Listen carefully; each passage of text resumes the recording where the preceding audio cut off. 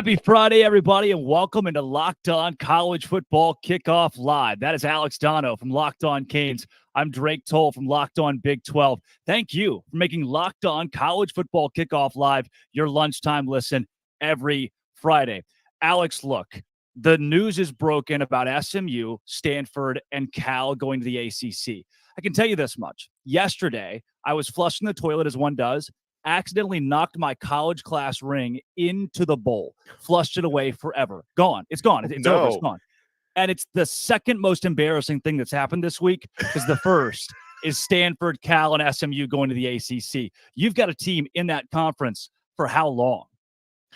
You know, the SMU one is the one that I can stomach a little bit because Dallas is not that far away from the other ACC institutions. And I'm sure none of the ACC teams would mind going into Texas and doing some extra recruiting.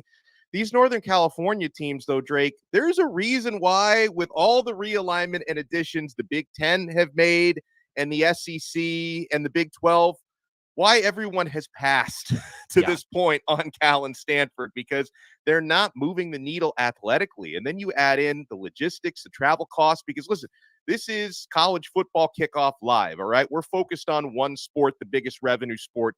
You also have to consider non-revenue sports. You have to consider swimming and diving. You have to consider golf teams making these trips to Northern California and from Northern California, because really the heavy burden on travel is going to come out in Stanford. And again, these are not teams within the Pac-12 move the needle like the other ones who have already been picked up by other conferences. So I hate almost everything about this, okay? The only part of it that is at least somewhat sensical is the idea, and, this is one of the things they ironed out in bringing these three schools in are, in the case of SMU, they're not going to be taking any of the TV revenue for 9 years. And Cal and Stanford are only going to be taking 30% of the revenue shared during that time. And so, there's talk of 50 to 60 million extra dollars in revenue that will be distributed throughout the conference. So this is bringing some more money in, but it's a move of desperation. And that's what it reeks to me, Drake. It reeks desperation.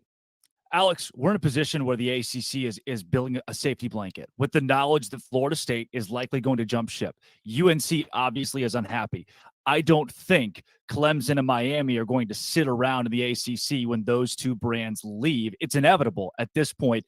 These three teams were added just so that TV deal with ESPN, just so 15 teams are in this league, so that TV deal cannot be reworked. But I can tell you this. ESPN's not going to like that. And there are a whole lot of executives right now that are laughing what the ACC just did. Yeah, and one of the questions I've been asked, since this rumor mill, which has turned into fact today, has been churning, is this going to be enough to appease the Florida States and the Clemsons and the UNCs and the Miamis? And I don't think it's a matter of appeasing them, especially Florida State and UNC, who have probably been the most vocal about this.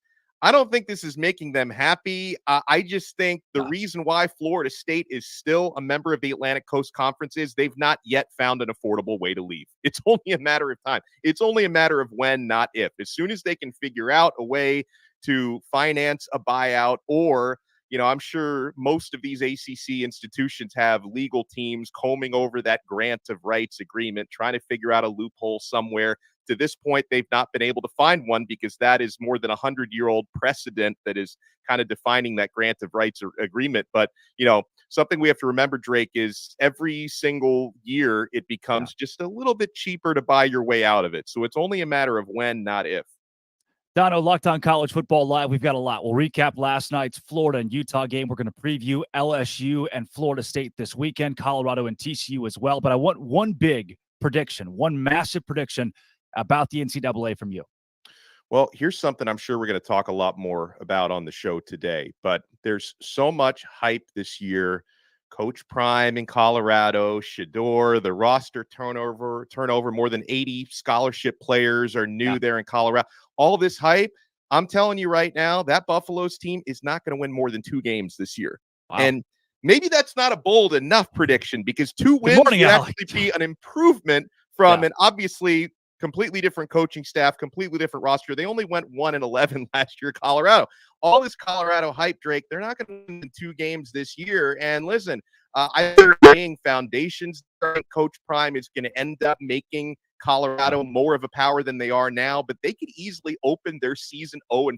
If you look at that schedule, they've got TCU opening up the season. It would take a miracle to win that game. They're against Nebraska, who obviously didn't have the greatest of debuts, but on paper, they should still beat Colorado. You play against an improving Colorado State in-state rival team in week 3. Then you're against Oregon and you're against USC. So that's a 1-4, potentially 0-5 start there. And it doesn't get a whole lot easier for the Buffs. So I think that team is not going to win more than 2 games this year. Dono, money is where my mouth is on this one. My big pick to shock college football this year is, get this, it's crazy. Everybody lean in here. Texas doesn't go to the Big 12 championship game. It is everybody has picked UT to win the Big 12 outright and maybe even go undefeated. It's the best roster in the league. Dono, it's the best roster since 2019 Oklahoma in this league. They will lose to Alabama. They will lose to TCU. They'll lose to Kansas State. They'll get upset by Baylor. Texas finishes 8-4. And before everybody goes crazy, hasn't this always happened? Every year we say, this is the year. This is it. Texas is back. And they never are. So I, for one, am not falling for this trap. That was a topic of conversation amongst our hosts in the college football conference previews as well. And Alex, speaking of those, we talked to everybody across the Locked On College channel about their conference and what to watch out for across the country, which games, which players, what is most important to keep an eye on in week 1. We look at the Pac-12, the ACC, and we start with Craig Schmann of Locked On Big Ten.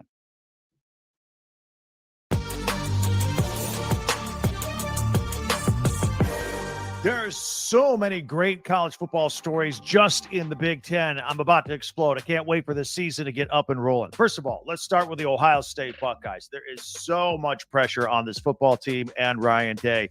You know that Ryan Day can go through his 5th year, get to the Michigan game undefeated. He will have won 90% of his games at that point in the 5 years. And if he loses to Michigan the 3rd straight year, I don't have to tell you what's going to happen. Meanwhile, the quarterback battle going on there, Kyle McCord and Devin Brown, I think both guys are going to take snaps in Bloomington against the Indiana Hoosiers. And speaking of the Hoosiers, Tom Allen, 23 portal kids on the roster, a complete redo over there. The Jim Harbaugh suspension begins against East Carolina this weekend. Offensive coordinator Sherrone Moore also out. He has to sit out a game. This is going to be it.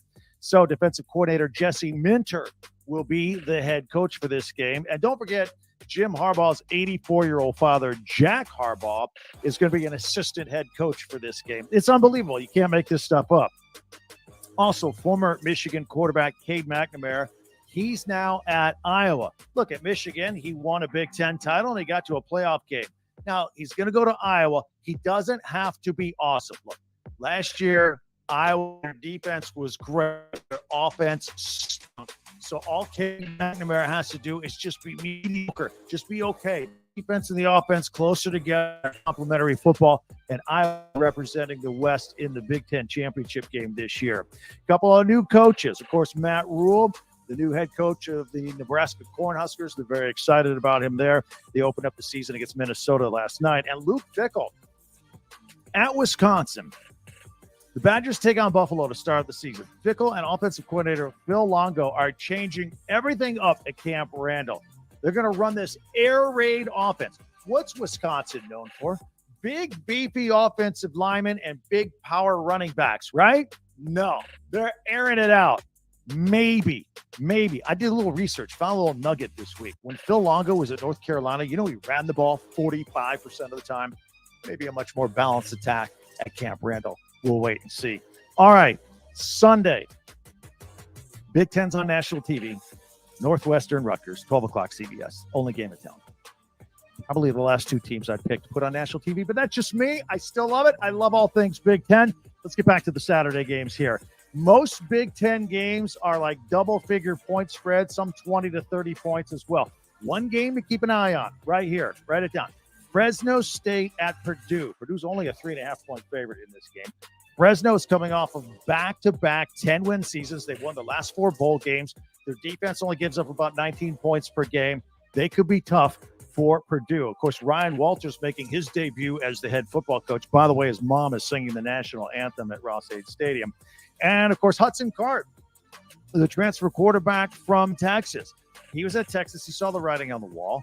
Quinn Ewers is there. Arch Manning is there. He was never going to see the field. So he's going to West Lafayette, and he's going to be the quarterback of the Boilermakers, and he might be the most intriguing quarterback in the conference this year. So enjoy all the games. For Locked On Big Ten, I'm Craig Sheeman.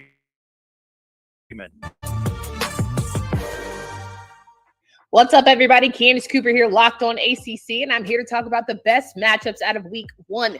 You have got some really good ones, but the one that you should have your popcorn ready for is Florida State and FSU. It'll be must-see TV that Sunday night at 8 p.m. The Seminoles are going to try and hold it down for the conference. They're going to let everybody know that they are here to be the ACC champions this 2023 season.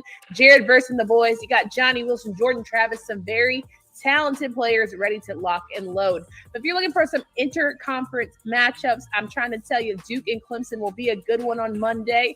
Will the Clemson Tigers be able to keep their reign rolling as they try to defend their ACC title? Duke is a team that nobody saw coming last season, but will there be film on them this year?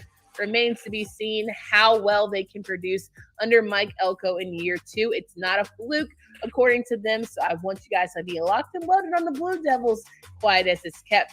Last matchup, I would say, is Louisville and Georgia Tech. Georgia Tech is a team that fly under the radar for me and Gibbs. If you listen to our show, Coach Key has boys ready to go, but it is Louisville and Coach Brom. We're trying to bring back a new era of Cardinals football. Can you have a strong quarterback in Plummer? Can you find and rejuvenate this defense and keep things going? That's what the real questions are. I'm excited to see how it all plays out. Some really good games for your weekend. Thursday through Monday, the ACC is fully loaded. They have so many games top to bottom that are going to be exciting, so don't forget to check it out. And check us out at Locked On ACC on Twitter if you want to talk about us or talk to us during the football weekend. But more important than that, follow us wherever you listen to podcasts. Until next time.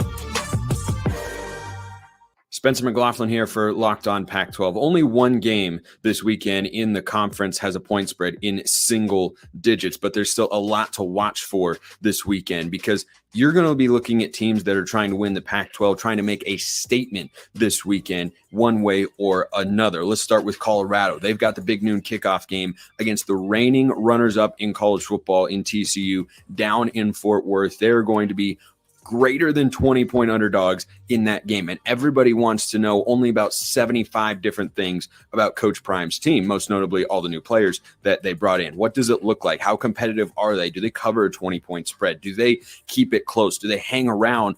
Or do they get the doors blown off them and look like they're in for another low single-digit win season in 2023? Then you have the Washington Huskies, who play a Boise State team that's been a thorn in the side of many Pac-12 football programs over the years. They're a 2-touchdown favorite in Seattle. What does Michael Penix have in his new kind of revamped offensive line? Are his weapons just as good with the chemistry that they had a season ago? Many expect that to be the case, but that's a Boise State team that you should not take lightly, even though they're heavily favored in the game. But the most interesting game individually is Cal going at North Texas. The Bears are trying to become bowl eligible this year. Justin Wilcox might be coaching for his job this season. He might need to get the Bears to a bowl game to retain his position as head coach of the California football program.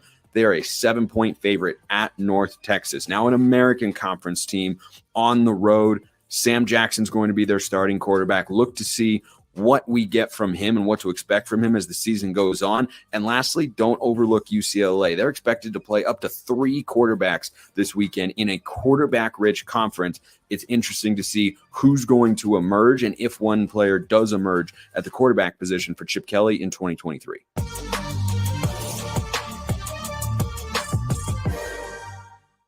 Just a reminder that SEC, Big 12, and HBCU coming up next. Dono, I don't think any conference college schedule is crazier than whatever McLaughlin was wearing in that last video. Lot of boring stuff going on in college football this weekend. Well, the thing I am excited most for is the LSU FSU game, because top 10 teams, that could show you one of them is a national title contender. And if the other one loses this game early enough in the season, they still have time to brush themselves off and recover and get back into that conversation. That game makes the SEC and the ACC the de facto most entertaining conferences this weekend, and especially in a week filled with 20-plus point spreads and cupcake schedules. There is one game. It is the one game that stands out, LSU, Florida State, and it is our game of the week. Yeah, and you know what? Caroline Fenton of Locked On LSU here on Locked On College Football Kickoff Live. LSU, Florida State, biggest matchup in the country this week. Did the Tigers win? It's a good question. My heart says yes. Yeah, my the head answer is says yes. You're supposed to perhaps. say yes, Caroline. My head says perhaps. And I think that this is such a tough game for me, just taking my fandom and my emotional investment out of it. It's tough for me to pick because these two teams are so evenly matched. Because you're going into this game with two teams that overachieved expectations last year, two teams that return their starting quarterbacks, two teams that return a ton on the offensive line, two teams that return their leading receivers, two teams that return their leading rushers, and two teams that return their top defensive players. So you got a ton of continuity and a ton of turnover from year to year. And you also have two teams that have expectations that have exponentially risen from last year into this season. Because Florida State and LSU are both going into this season as top 10 teams. And both of these teams are going into years with gettable divisions and conferences. Like this season, the SEC West is really up for grabs. Alabama's coming in to a questionable year, two new coordinators, don't know who's going to be the starting quarterback. Texas A&M also has a lot of questions. So it really is anybody's West. And I look at the ACC and I think it's the same thing. Clemson, not quite sure what's going to pan out with them. Can Drake May really carry UNC to an 11-1, 12-0 season? We have yet to see that be decided. So it could be Florida State's ACC and it could be LSU's SEC West. And, you win this game and your hopes for the college football playoff are still alive. You lose this game, then you can still go 11-1 in the rest of the season and perhaps win a conference championship, but your margin for error just gets that much slimmer. So, the stakes are high for both teams and the expectations are high for both teams. So it's tough for me to pick, but I lean LSU in this one, just simply given what this team accomplished last year, I think is more impressive than what Florida State was able to do. Florida State had a solid record at the end of last season, but Florida State also didn't beat a single ranked opponent on their schedule. LSU was able to take down an undefeated Ole Miss. LSU was able to take down an Alabama team with the best quarterback in college football last season. So I think that LSU is just going into this game a little bit more battle tested. Yeah, from Jaden Daniels to Jordan Travis and Harold Perkins, who I think everybody's excited to watch hit the football field again. And then you talk about Jared Verse, right? You've got NFL talent across this game on both sides. You mentioned how much is coming back for each of the teams. If there's an edge anywhere for one of these two squads, where is it? Where's the hole that somebody can exploit? I think the hole is LSU secondary. And that's why I think the defensive line is the most important position group for LSU going into this game, is because LSU basically rebuilt its secondary, or more so its cornerback room, for the second year in a row. LSU last year, Matt House and Brian Kelly, defensive coordinator Matt House, were forced to basically build up the entire cornerback room through the transfer portal. They're finding themselves doing that again. LSU only had one returning scholarship corner on the roster, and that was LaTerrence Welch, who was a true freshman last season and saw limited reps. So we don't know what this cornerback room is going to look like. We don't know if Matt House can make something out of a whole lot of questionable pieces for the second year in a row. I mean, Brian Kelly even talked about Sage Ryan, safety and nickel, even taking snaps at corner. So that concerns me, that the depth is so little that you've got safeties playing corner. So I think that if LSU's defensive line can step up and get pressure on the quarterback, then that takes a lot of the load off of the secondary. But that job got so much more difficult given the news that defensive tackle Mason Smith is suspended for the first game of the season. So if Florida State's offensive line can protect the quarterback and the defensive line is going to have to do a lot more work, I'm not sure how many battles the secondary is able to win against Florida State's experienced and massive receivers. Caroline, you said that this game is going to be close. You lean LSU. Finally, give me the prediction here. How do these four quarters play out? A final score, who wins? I would say final score 31-28 Florida State. I think it's going to be fairly high scoring, just because you've got you've got two offenses with so much experience, and you've got two offenses that want to run the ball and that want to throw the ball. They've got two balanced offenses. Like neither of these offenses are one-trick ponies. I would say at the half that Florida State is up maybe by a field goal or maybe by a touchdown. We've seen LSU, at least last year, they were a slow starting team. And I wouldn't be surprised to see the pivot of the game being massive LSU defensive play.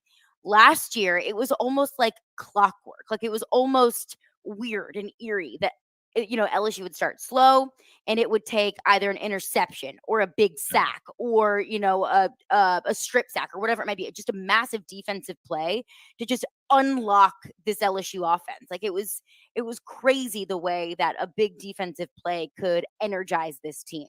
So I think that Florida State could be up at the half. And I think that it's going to take a big defensive play from LSU for them to just, to let loose and to play the kind of football that they want. And I believe that LSU would pull away in the second half and ultimately take that game 31-28. 31-28, the final score. That's Caroline Fenton, Locked On LSU, right here on Locked On College Football Kickoff Live.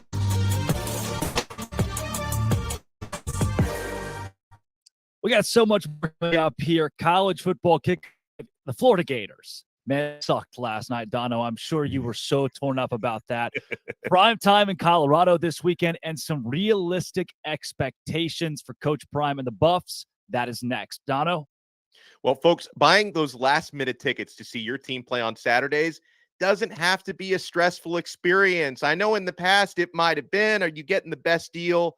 Guys, you always get the best deal at Game Time. Game Time is the fast and easy way to buy tickets for all the sports, music, comedy, and theater near you.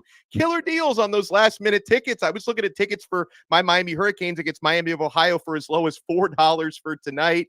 Folks, forget planning months in advance. Game Time has deals on tickets right up to the day of the event. The flash sales are amazing. You want to download the Game Time app, create an account, and use code Locked On College for $20 off your first purchase. Terms apply. Again, create an account and redeem code Locked On College for $20 off. You're going to find the best deals on this app. And guys, if you find tickets in the same section and row for less, Game Time will credit you 110% of the difference. Use code Locked On College for $20 off. Download Game Time today. Last minute tickets, lowest price guaranteed.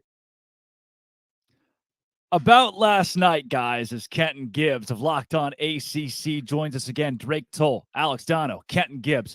About last night, Utah and Florida. It was bad from the jump. It looked like Florida might be able to sneak in there late, and they just didn't. I think two things can be true. One, Florida's a really bad football team. Two, Utah is a really good football team. You saw that on display. Here's what our host of those two shows had to say about last night's game.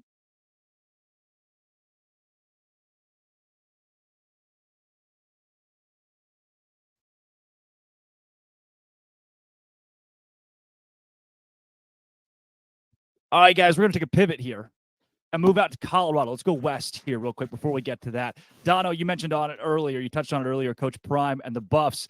Kenton, Deion Sanders in college football at the FBS level now with Colorado. Dono said he goes 2-10 this season. What do you think about Coach Prime back in the South? I mean, I don't see too much of a difference in what Dono is saying and what I believe is going to happen for this team. And I say that because you're turning over a ton of your roster from last year. And yes, most of the guys that you're turning over were a part of a 1 or 2 win team that wasn't very good, sure. Yeah. But also there's going to be some acclimation. There's going to be some adjustment time. However, I will say this. They do have a higher ceiling than most people believe. Most people believe their ceiling is about 4 games. I'll tell you this much. If Coach Deion Sanders can make something work out, if he can force that team to gel together quickly, and Dono's got the U behind him, he's a Miami guy, he knows better than anybody. If a team can gel in this short amount of time, when they have as much talent as they have, because let's just be honest, talent stacked up against the rest of the Pac-12, it's not a discrepancy. It's not. It's just realistically, it's not. It's the question of can they come together and be special in a short matter of time? And also, how good is Shador against FBS opponents? That's the biggest question. If he's good, this team gels, they can get to a bowl game. Let's all focus in on what Kenton Gibbs just said here, that Colorado can get to a bowl game in 2023. Kenton, I think Colorado loses by a lot of points and then some this weekend against a TCU team that won a college football playoff game last year. All eyes are on Fort Worth as one of the top 3 games this weekend as the Buffs head to Texas. Steven Simcox, Locked on Horned Frogs. Kevin Borba, Locked on Buffs, broke down the keys to victory for this rivalry game.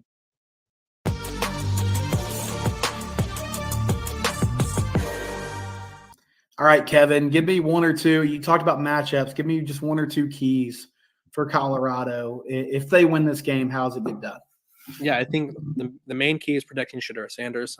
If this offense is going to go at all, they need him to have some time. It doesn't matter how athletic of a quarterback you are. It's hard to make plays when you're always running for your life. And then the other one, I think they need to pressure Chandler Morris. I think if they want to win this game, they need to make Chandler Morris uncomfortable and kind of make him go back to his, I guess, last year's debut when he was kind of struggling and overthrowing the ball and kind of just not looking like he was as advertised. What about you? What's the key for TCU?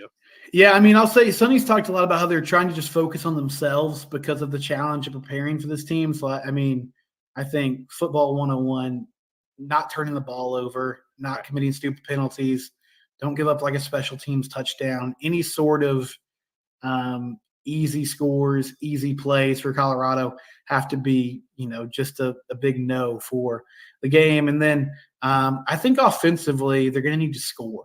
I feel like they can win this game comfortably, but with the unknown of Colorado's offense and team in general, I believe that's the side of the ball where they can exploit things more because, regardless of what they kind of do on defense, if TCU can get the ball in their playmakers' hands, hopefully they can make some plays. Okay, Kevin, moment of truth here. I'm sure nobody will remember this or hold us to it, but let's get our predictions for Saturday. What do you think happens? So I think Colorado covers. I think the 20-point spread. There's just too many variables that have changed for both teams. And it's game 1, so nobody's going to be perfect. I'm also factoring that in. So I think Colorado covers. This has been a game that I've consistently said that I see TCU winning by a touchdown or 2. I think Colorado wins the Nebraska game, but that's not what this episode's about. I think TCU, like you alluded to it earlier, they just made it to the championship. They returned more. And obviously I think there's just kind of a different energy around them. I think Colorado, they're going to be answering a lot of questions as they go, is what it feels like. And I think this team will hit their stride eventually. I just feel like they have to work through some kinks. And I think that's kind of the result of this game. Yeah, I'm going to pick TCU as well. I mean, just straight up. The covering aspect is fascinating. I felt a lot more confident about them covering before I really dug into the Colorado roster this week. I think, I still have questions about Colorado being cohesive. But from a skill position standpoint, I feel like they're solid. And you talked about game 1. It's just really hard to play a perfect game in game 1. There's bound to be some mistakes. But I'll stick with my prediction. I think they end up covering, but I could see this being a close game in the first half.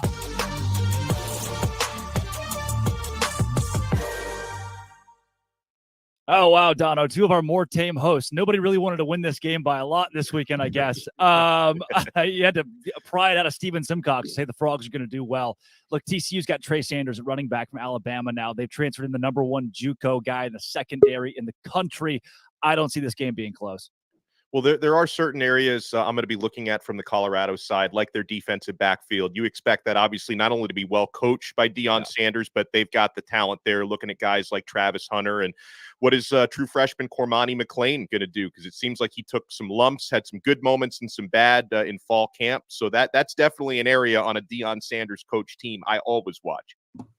Coming up on College Football Kickoff Live each week, we take a look at teams in the college football playoff conversation. We can start with Georgia, but we'll start with USC instead because they might not be around too long. That is next, Dono. Well, folks, these days, every new potential hire can feel like a high-stakes wager for your small business. You want to be 100% certain that you have access to the best qualified candidates available. That's why you have to check out LinkedIn Jobs. LinkedIn Jobs helps you find the right people for your team faster and for free. Folks, I know this works because I have gotten jobs through LinkedIn Jobs before. You add your job and the purple hashtag hiring frame to your LinkedIn profile to spread the word that you're hiring. Then simple tools like screening questions make it easy to focus on candidates with just the right skills and experience. Then you can quickly prioritize who you'd like to interview and hire. It's why small businesses rate LinkedIn Jobs #1 in delivering quality hires versus leading competitors. LinkedIn Jobs helps you find the qualified candidates you want to talk to faster. Post your job for free at linkedin.com/lockedoncollege. That's linkedin.com/lockedoncollege to post your job for free. Terms and conditions apply. Playoffs. We're talking about playoffs on September 1st. Each week, a different host whose team has a real playoff chance will join this show and sell us on why their team should be in the national playoff conversation. We start with Mark Culkin from Locked On USC. How you guys doing? Mark. The Good to offense see you, is Mark. good. The defense, I think all of us here have questions. Can you help us out? Sure. What would you like to know about USC's defense? Can it be good? Yes, it can. Yes, it can. What USC's defense needs to do is, number one, settle in on who your starters are or who your backs are. In the first game against San Jose State, USC ran out over 70 players on defense. Not on defense, on the whole roster basically played. And that included pretty much everybody on defense. Their best player, Eric Gentry at linebacker, he's still not quite 100% yet. However, you did see a difference when he was on the field versus when he was not. USC struggles at times, I guess is the best way to put it, playing defense. Against San Jose State, when Eric Gentry got on the field, USC had 3 3-and-outs in a row. And then the next 2 or 3 series that he actually played in, they might have given up a first down before they had to get off the field. So a little bit of experimenting that we saw against San Jose State. And while, yes, people were anticipating a bigger jump, looking different than what they looked like last year, it's game 1. You rolled a lot of players out there. If we're still having the same conversation after games 3 and 4, hey, bring me back on and pick your best shot. Kenton, let's go to you. What's your biggest concern with USC this season? And Mark, maybe you can try to help him out. I'll tell you this. Baseball and football have one thing in common. You have to be strong up the middle in both sports. I am worried about USC up the middle at all 3 levels, honestly. I'm concerned, and I need to know, we've seen this story, we've seen this song and dance with Lincoln Riley before, of the offense is going to be hot as fish grease and the defense is going to be cold as the icebox where Omarion's heart used to be. Help me out. Tell me why this team's going to be strong up the middle at all 3 levels, or at least 2.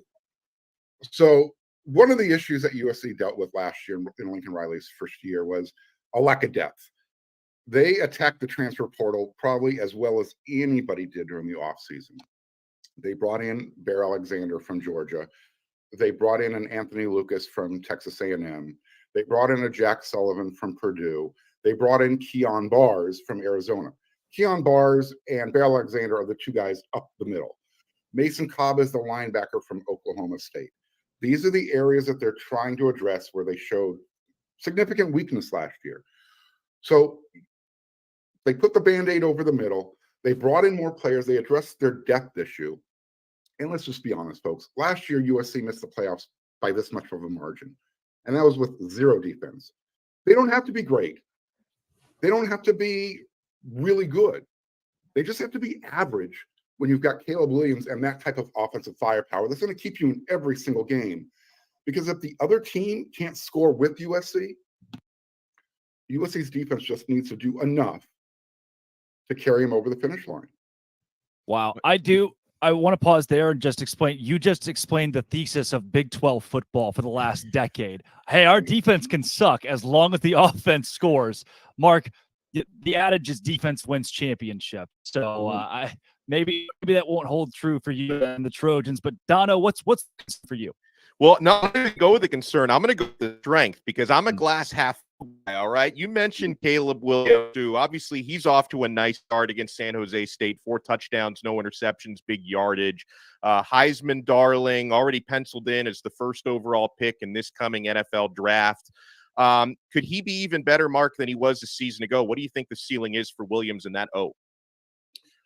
So the short answer is yes, he can be better. And that's kind of scary. He won the Heisman last year, and when he was there in New York with all the other quarterback candidates who were playing in the playoffs, that's what Caleb Williams wants. He wants the opportunity to play in a championship. He wants to win a championship. He hasn't done that yet in college. So that is his motivating factor. And again, when you see the growth, we talk about how freshmen grow from year 1 to year 2 when they become a sophomore. The same rule applies when a coach takes over the new team. You see growth from year 1 to year 2. And I think you're just going to see more of that of USC this year. To Drake's comment about defense wins championships, that is absolutely true. But you're seeing those teams that typically have great defenses, they're relying on their offenses now. Nick Saban has been very forthcoming with it. It's all about offense now. You saw what Georgia's offense did in the championship game last year.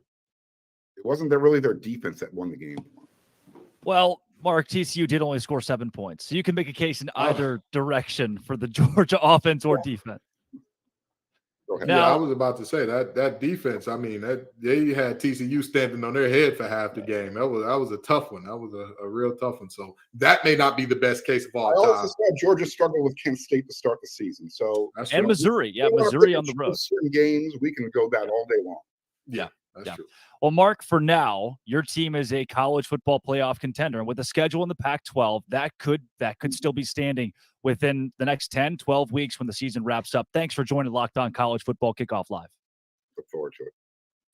Guys, it is time for our newest, maybe my favorite segment of the show. It is Sell Me Why. We're going to go around the country here and sell you on spreads in college football. The number 12 Tennessee Volunteers host the Virginia Cavaliers. And I know what you're thinking, Power 5 game. The spread can't be that crazy. Well, at noon Eastern tomorrow, it's a 28.5-point spread. Here's Eric Kane of Locked On Vols to sell you why the Vols should cover 28.5. Hey, what's up, everybody? Eric Kane, host of Locked On Vols. And this is why Tennessee can cover the 27.5-point spread against Virginia. First and foremost, it's pretty much going to be a home game. Game's in Nashville, Nissan Stadium, a neutral site game, but Big Orange is going to be everywhere. So you're already going to have that home field advantage, if you will. Secondly, Virginia, on paper, it's the opener, so truly you don't know, but on paper, very good football team. Personnel changes on offense for sure. Tony Elliott's second year on, but you got a new quarterback, Muskett. Tony Muskett. You've got 4 new starters on the offensive line. Your top 4 wide receivers left the program. So a lot of question marks there. Your best defensive player for Virginia, Chico Bennett Jr., is out. And I think Tennessee's really going to try to start the season off with a bang with a new starting quarterback, Joe Milton, who is going to take some shots down the field. And this defense is going to be a whole lot better. That is why I believe Tennessee has a great chance of covering the 27.5-point spread, because Josh Heupel's just going to continue to put the pedal to the metal here in the season opener. It's going to be the Joe Milton show. Tennessee's got the better run game. Tennessee is better at all 3 levels on defense and is better on special teams. So I think it's going to be a Big Orange win, and Tennessee will cover the 27.5-point spread. Stay locked into Locked On Vols on Monday for complete reaction. Tennessee and Virginia in the season opener.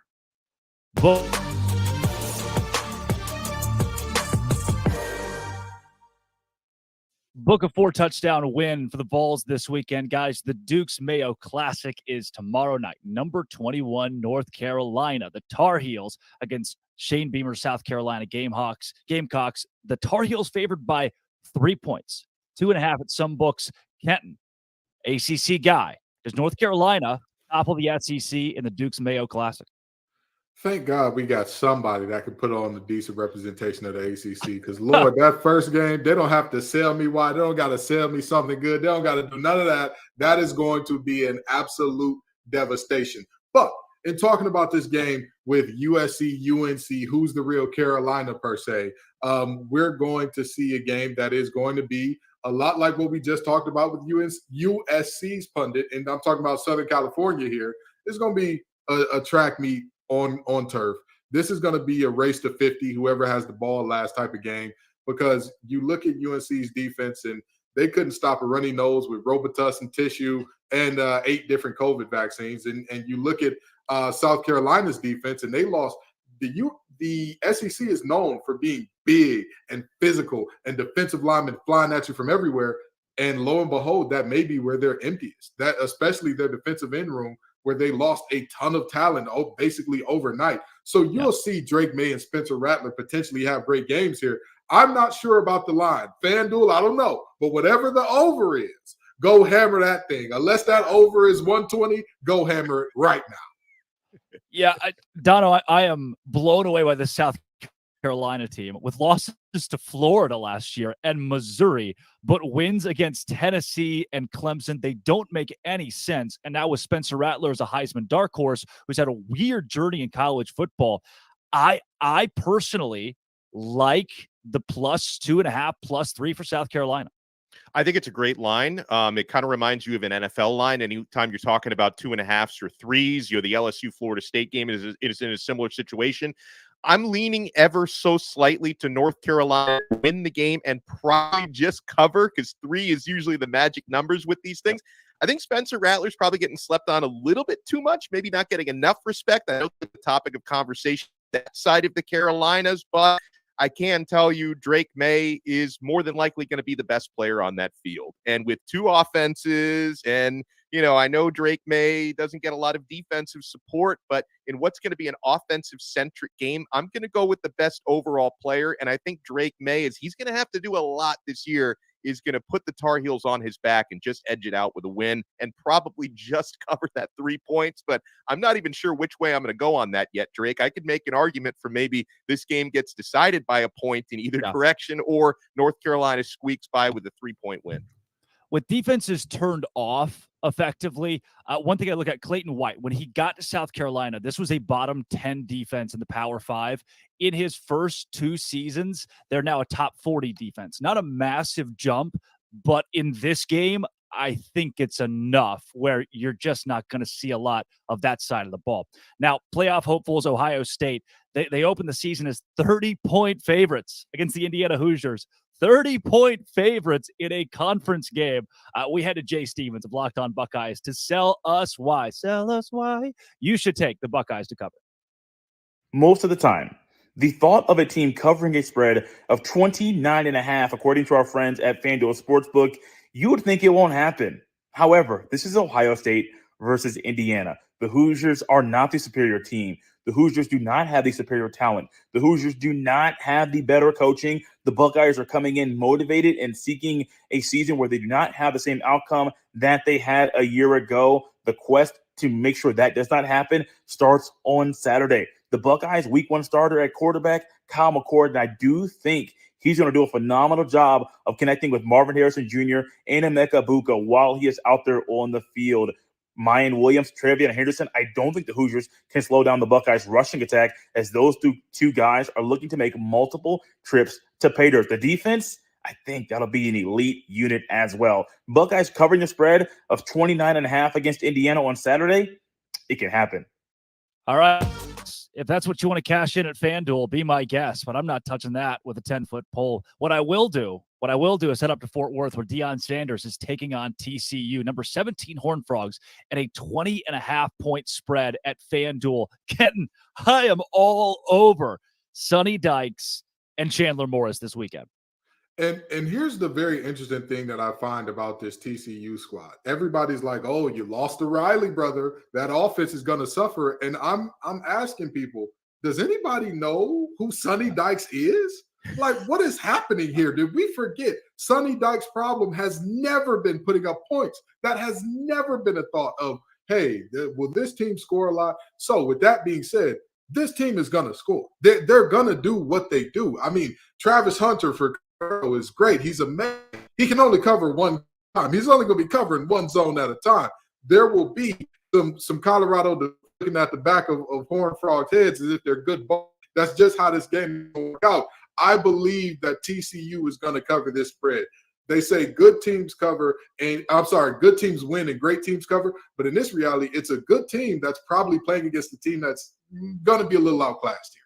Absolutely. And look, it's a TCU team that FanDuel right now, the disrespect 7.5 win total for this TCU team. They certainly beat that out this year with Chandler Morris, who won the job over Max Duggan. Let people forget this guy was the starting quarterback at TCU until he got hurt in this Colorado game last year. That was a blowout. Dono, the only difference to me in this game from what it was last season is that Colorado has 73 new players. It was already bad last year. I just don't see it being close. When I saw this line at FanDuel, I started salivating, and I'm pretty conservative with this stuff. When we're talking about 27.5 point spreads, 28 point. I know this isn't that, but when you talk about these giant spreads week one between two Power 5 teams, I'm usually either staying away from it or I'm taking the underdog to cover that big spread. Not in this case, okay? Because again, I know the Colorado fans already hate me for starting the show saying they're not going to win more than 2 games this year. I think that during the season, they're going to start to figure some things out and maybe cover some big spreads like this. But it's not going to happen against TCU week one, right? Gelling, finding that cohesion, first game with 80-plus new scholarship players against a team that just played for a national title last year and won a college football playoff game. I think TCU is going to run them out of the building, and I can feel pretty comfortable taking TCU minus 20.5 this time.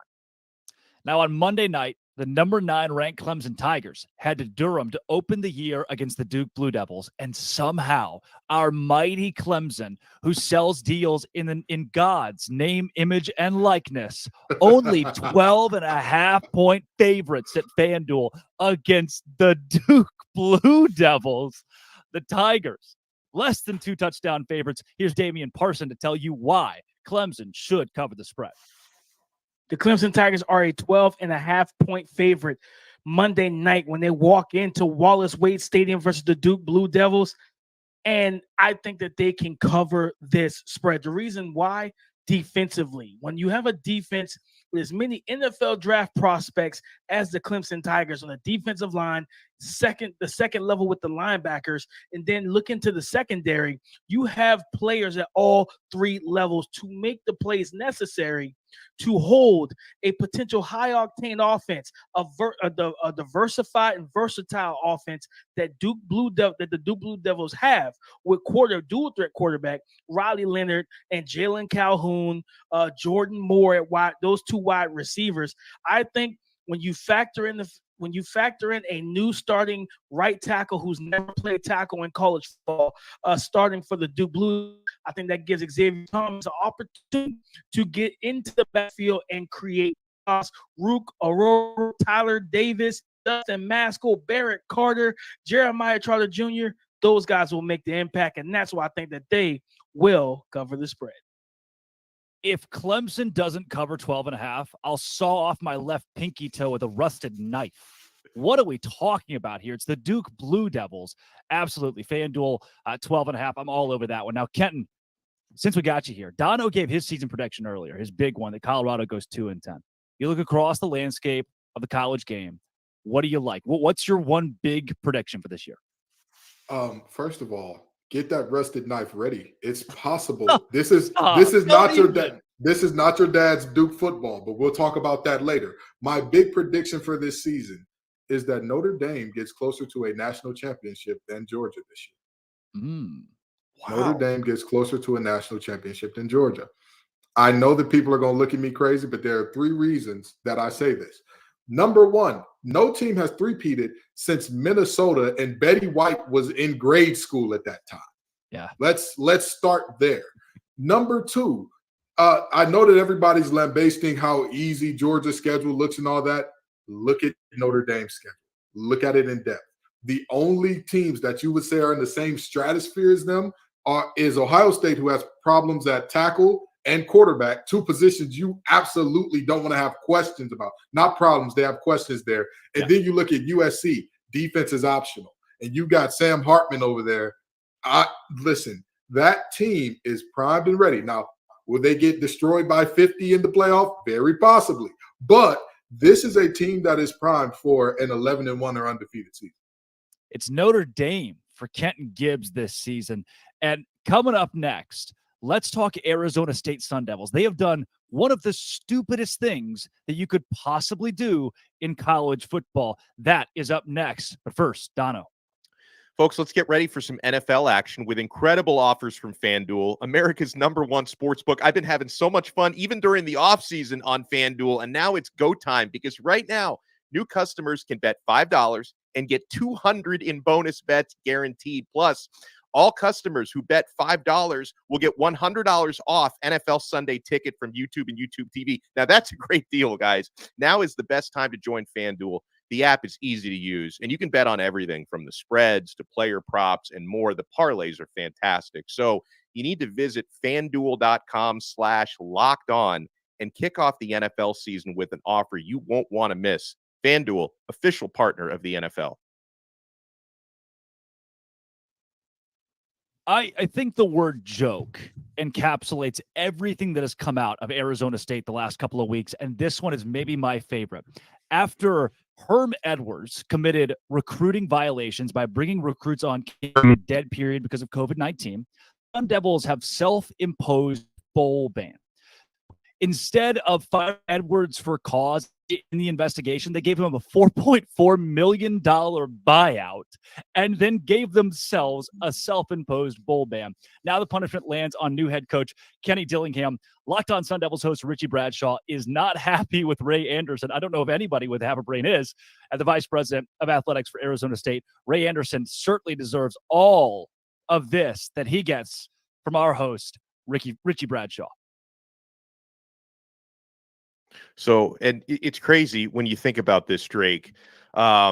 Some of these recruiting rules, I get it, are real complicated in the age of technology and, the data limitations and stuff on texting and phone calls. But, I mean, it seems to me like the biggest no-brainer in the world is dead period. Everybody knows when and what the dead period is. Like, you're not bringing players on campus. And then, like you said, the punishment gets passed on to Dillingham and to the players who are currently there. That, to me, I could complain for 6 hours about the NCAA and their archaic codes of conduct, but one of the things that annoys me more than anything else is when head coach X commits a violation and then he gets out of Dodge, and it's the people who remain are the ones who are left to pick up the pieces. I absolutely hate that. Yeah. 100%. And I before we move past this, I just want to say this. This is one of those moments, and like you talked about, Dono, the way in which the NCAA works, this is one of those moments that we'll look at as one of those dominoes that triggered the NCAA football becoming a separate entity from the NCAA altogether. Because let's just be honest, all the conference movement and consolidation we're seeing, the Power 5 becoming the Power 4 and all that, we know where this is headed. We're slowly marching on towards football saying, hey, we're going to govern ourselves. You all figure that out with the rest of it. But I digress. It's a terrible situation for Arizona State to be in on behalf of folks who, like you said, are no longer in the program. I'm going to self-impose myself. I can't win the lottery this week. I think Vanderbilt, maybe Northwestern. Like this is similar to me from what Michigan did in suspending Jim Harbaugh for the Western Kentucky or Western Michigan game, right? He got a 3-game suspension and none of them matter. You have a joke of a reaction when you take a team that's going to win 3 games this year and say, you know what? No matter what happens, we're not going to a bowl. You aren't going to a bowl anyway. This whole thing is laughable to me. And this is the same Ray Anderson that as soon as Arizona State got the invite to the Big 12, came out publicly and said, sure, we'll go to the Big 12. I'm not going to Morgantown. The first thing he did when he got on the lifeboat, right? Titanic's going down, and we pulled him out of the water onto the lifeboat. He looked at the driver and said, you're fat. And looked at everybody else and said, you're all ugly. I'm done. What a joke of a program right now at Arizona State. The leadership there has only made that school look worse. Again, the big issue I have with this game, maybe the biggest issue, they weren't going to a bowl in the first place. Yeah. And I'm all for teams holding themselves accountable and, saying, hey, we're going to be serious about these things. And trust me, as an NC State graduate, I've seen NC State self-impose postseason penalties when it's like, the basketball team probably wasn't going to a tournament this year anyway, but good on you.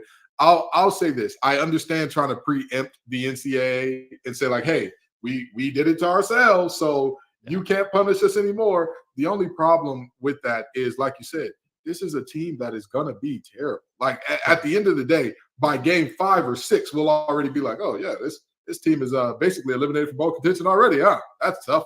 Well, it's an unfortunate situation. And, the players who have been on record talking about it have all said, we're going to keep grinding and chipping away like we were going to do anyway. And like Dono said, at the end of the day, you can tell that those players are looking around like, we didn't bring on anybody who wasn't supposed to be here. We understand that dead period means dead.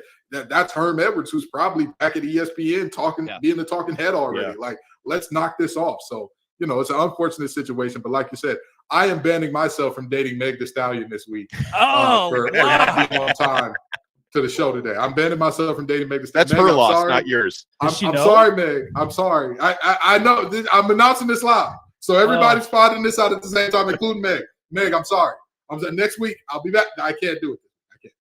Oh, dude. Hey, look, if you're out there and you're wondering, who are these three guys, the three talking heads on your screen right now? Welcome to Locked On College Football Kickoff. It's a live show every Friday from 11 a.m. to 1 p.m. Eastern. That's Kenton Gibbs of Locked On ACC, Alex Dono of Locked On Canes, Drake Toll here from Locked On Big 12. Dono, college football is back. There are storylines to look out for this weekend, the big one being expansion. Let's hit on that a little bit here because the ACC has now added 3 new teams out west.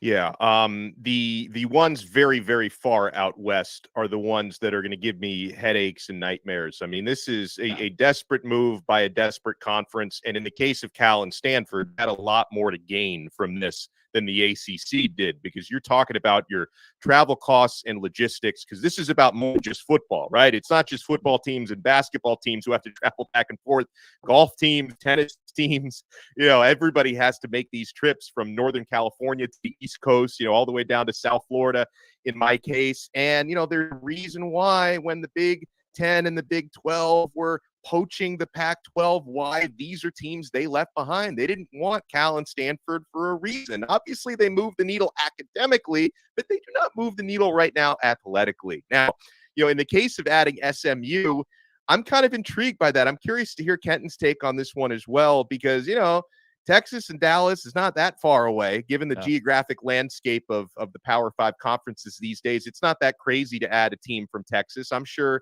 every team in the ACC wouldn't mind having a recruiting presence in that part of the. So let me say this. If you have locked on ACC talk expansion, I have said one thing. I'm completely neutral on expansion until there was an announcement by somebody from the San Francisco Chronicle saying that this expansion could potentially be for only the revenue generating sports. Then I was all on board for it. And let me tell you why. Because those are the sports that use the private jet. Those are the sports that you don't really have to worry about them having to play multiple games or having a meet that lasts multiple days and then having to go back to school afterwards. That's not the case of what's happened, which sends me back to neutrality in terms of, yes, there is additional money to be had, but the logistics are a nightmare. And student athletes who didn't sign up for this, student athletes who know, for example, let's say swimming, unless you're one of the greatest top 5 swimmers of all time, not in the nation right now. If you're not a top 5 swimmer of all time, you're not going to make enough money for that to be your career, to where this is what I do. I'm done. I do nothing besides swim. If you're not a Michael Phelps or a Lochte or something like that, Cullen Jones, if you're not that, you're going to have to work at some point in time in the real world, as we call it. And so being a detriment to their academics is absolutely ridiculous to me, because they take advantage of the networking events, of the ability to kind of expand their network via athletics in ways that they absolutely need to, because again, Caleb Williams in his first contract is going to be very different from somebody who's trying out at Olympic trials for the 100 backstroke. It's a different ball game. So with that being said, I look at this and say, hey, SMU ain't taking money for 9 years. Great. Sure. We love it. If they're great, they'll bring the Dallas market out in whole if they, have a year or two where they turn out to be special. But the reality is we have just done a grand disservice to student athlete health and welfare and academically as well, potentially, with this move. And so the money is great and sure, and I'm sure all of the teams who wanted more money will be happy now, or maybe they won't. Maybe they'll still complain and moan. I think they'll still complain. Yeah. So and now so basically you've added these teams, added in a little bit of money. Teams are still going to complain and want to get out. It's a tough situation. It's really unfortunate. Kenton, when I ordered this Big 12 flag behind me, they accidentally sent 2. So I'm going to mail you one, and you can join me as the co-host of Locked On Big 12 when Locked On ACC goes away. Look, Florida State pushes the needle. Florida State pushes the needle. Miami, Clemson, when those teams leave, when this contract is reworked, I don't see a world where the ACC exists in 2030 because the big brands already want out. Yeah. Is there still a Locked On ACC 5 years from now? So here's the thing, right? We'll be covering a conference championship game of ODU versus NC State, and we'll love it. We'll love it, okay? The Monarchs versus the Wolfpack. Let's do it, baby. Yeah, we'll be there for it. No, but in all seriousness, I mean, you're right. I've said this for a long time, and I've said it earlier in this show. We are headed towards a consolidation of powers. Yeah. What we are headed towards is basically a AFC, NFC style thing in college football. And guess what happens when that consolidation happens? Hey, I think that you owe our teams about $80 million a year. No, we're not going to pay that. Well, great. I talked to those guys, and they said they want $85 million over there. So good luck trying to get any football on your TV outside of UAB and Troy. Good for you. Go for it, buddy. And I think that's where we're ultimately headed towards. So will the ACC exist as it stands now in 5 to 10 years? Probably not. But I think college football as a whole will look extremely different from a conference standpoint in a decade or so. Yeah. Kenton, as we dive back into games this weekend, look, I don't think we have any college football hopefuls in this rivalry. Maybe there's a big surprise. These two teams feel like the chaos teams that upset somebody along the way.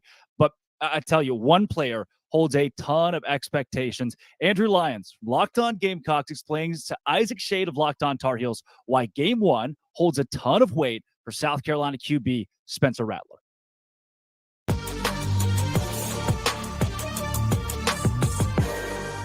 There's been a lot of discussion over the past month, and especially throughout this offseason, from circles inside of that building that have been saying that, hey, Spencer Rattler looks like he's taken a step forward. It looks like that this offense being more catered to his skill set and his strengths, it is unlocking a new level for him right now.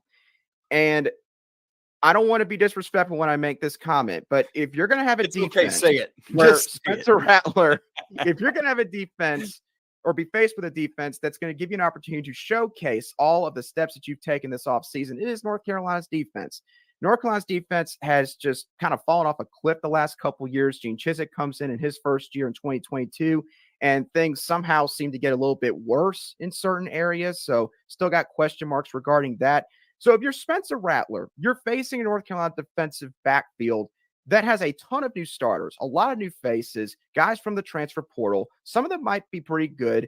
And the Tar Heels do have an advantage in the sense that they don't have any film on these guys playing together, but they also have a disadvantage in the sense that these guys have never played together in a game. So it's kind of a double-edged sword there with North Carolina's secondary. So for Spencer Rattler, Antoine Juice Wells is going to play in this game. Shane Beamer said on Tuesday that he is 100% good to go. You're going to have Xavier Legette, another guy that is a fifth-year senior, I believe, has taken another step forward, ready to make an impact. Amarian Brown.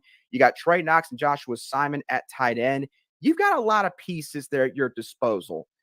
So Spencer Rattler on Saturday night, you need to go out there and you need to play up to the best of your abilities. You need to showcase that, again, you've made progression this offseason.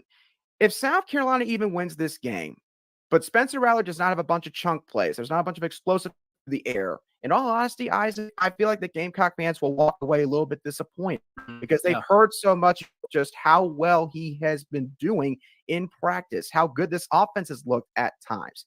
So if you can't get it done against a North Carolina secondary that for the past couple of years has been pretty lackluster, then admittedly, it'd be fair to raise concerns about what you're going to do against other teams. Teams like, obviously, a Georgia, a team like Kentucky with a great defense, a team in Clemson that wants revenge and has good athletes on the back end. You're going to face much better secondaries this year. So go out there and send the message in week 1 that you are not the Spencer Rattler, again, that people saw for the majority of this past fall. You're a new Spencer Rattler. You're the Spencer Rattler that we all thought you could be when you went to Oklahoma at the start of your college career. You know, what's so interesting about that, Andrew? I love this take from you because for North Carolina, the strength of the defense is the linebacking core. You've got Cedric Gray, who's a preseason second-team AP All-American. You've got Power Eccles, who's right there with them. And so it's like the middle of the defense for Carolina, I feel comfortable with. And in terms of the secondary, we talked about the offensive line. The defensive line for North Carolina has not, it's like, hey, opposing quarterback, how do you want to treat this tonight? You want to just have space to run around? Cool, we'll give you that, right? And so, it's about North Carolina's defensive line having to find a way to go make life uncomfortable for Spencer Rattler. They haven't proven, as you're kind of alluding to, that they can do that. Their ability to do that, I think, also plays into what you're talking about there with Spencer Rattler versus the secondary. If the secondary is going to have the time, if they're going to have to be guarding for 3, 4, 5, 6, 7 seconds at a time, giving Rattler all the time he needs because the line can't get to him, congrats, And so I'm really curious to see what the line can do with guys like Kamen Rucker and Des Evans trying to get to the ball.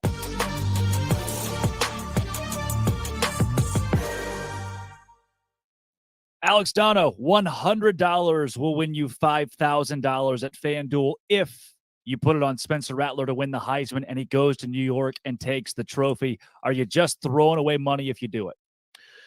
No, I think that's probably the same sort of calculated risk as buying a scratch-off ticket or buying a Powerball ticket, where it's like, I'm not investing a whole lot.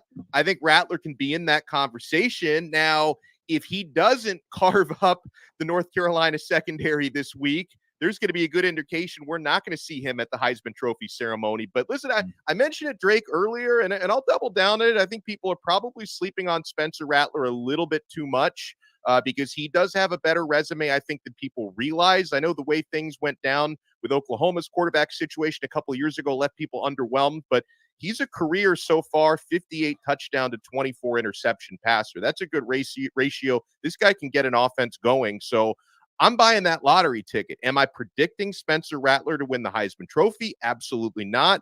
Is it worth taking a little gamble on that on FanDuel? I think it is. Yeah, Kenton, obviously South Carolina is going to win the stupid games on the Furmans, the SEC, the Jacksonville States. The SEC team love to play. But I also think they might sneak up on a Texas A&M, on a Clemson again. They get Georgia and Tennessee. I don't think this is a very good team, but they at least make things interesting. I do agree that they make things interesting. And again, I'm very concerned about South Carolina's defensive front. Anytime you find yourself saying you're concerned about an SEC team's defensive front, you're not looking at a great situation. However, they could be a track meet on turf type team. Now, that doesn't work out in the SEC because you're going to run into 1 or 2 defenses where that just ain't going to get it done. So You're going to have to put your hand in there, put on your big boy britches and stop somebody. That's just the reality.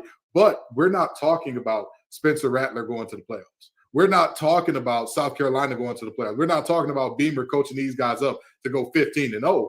We're talking about, could Spencer get to New York? Absolutely. There's definitely a chance that happens. And I'm going to tell you, there's one guy actually 2 guys that are kind of unproven commodities, kind of household names to South Carolina. They're big to them that everybody in the country will probably know by the end of the year, especially if Spencer gets to New York. Nick Harbor, also known as Nichols Harbor, and Dakereon Joyner. Let me tell you something.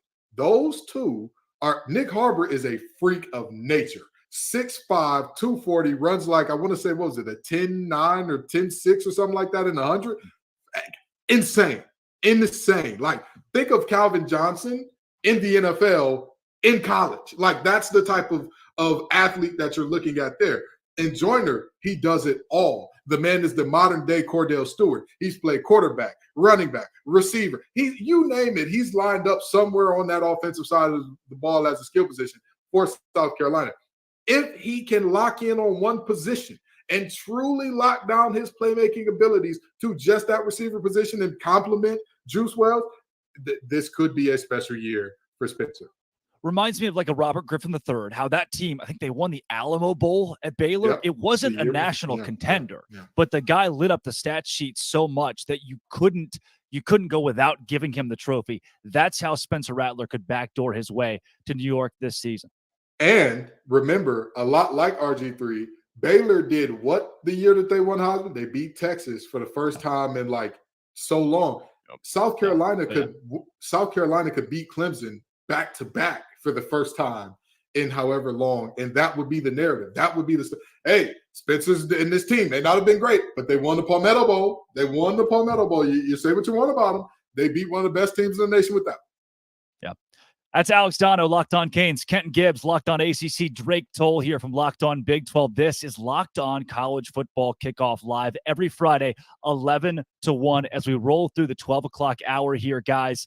Coming up next is Conference Confidential. We'll take you to the Big 12, the SEC, HBCU, NFL. But first, Dono.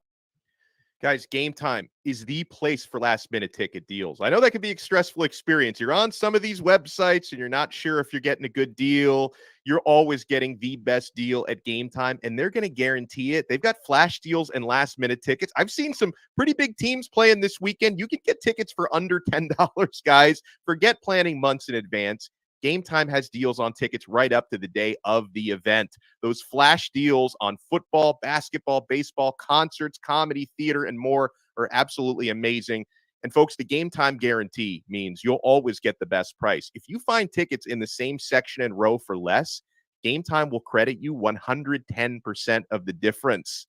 Download the Game Time app, create an account, and use code Locked On College for $20 off your first purchase. Terms apply. Again, create an account and redeem code Locked On College for $20 off. Download Game Time today. Last minute tickets, lowest price, guaranteed. All right, fellas, let's take it around the country with another Conference Confidential. Which games, which players, what's the most important this weekend that you should keep an eye on? We look at the SEC, HBCU, and it's me. Oh, that's me in a BYU shirt. Hey, me, take it away.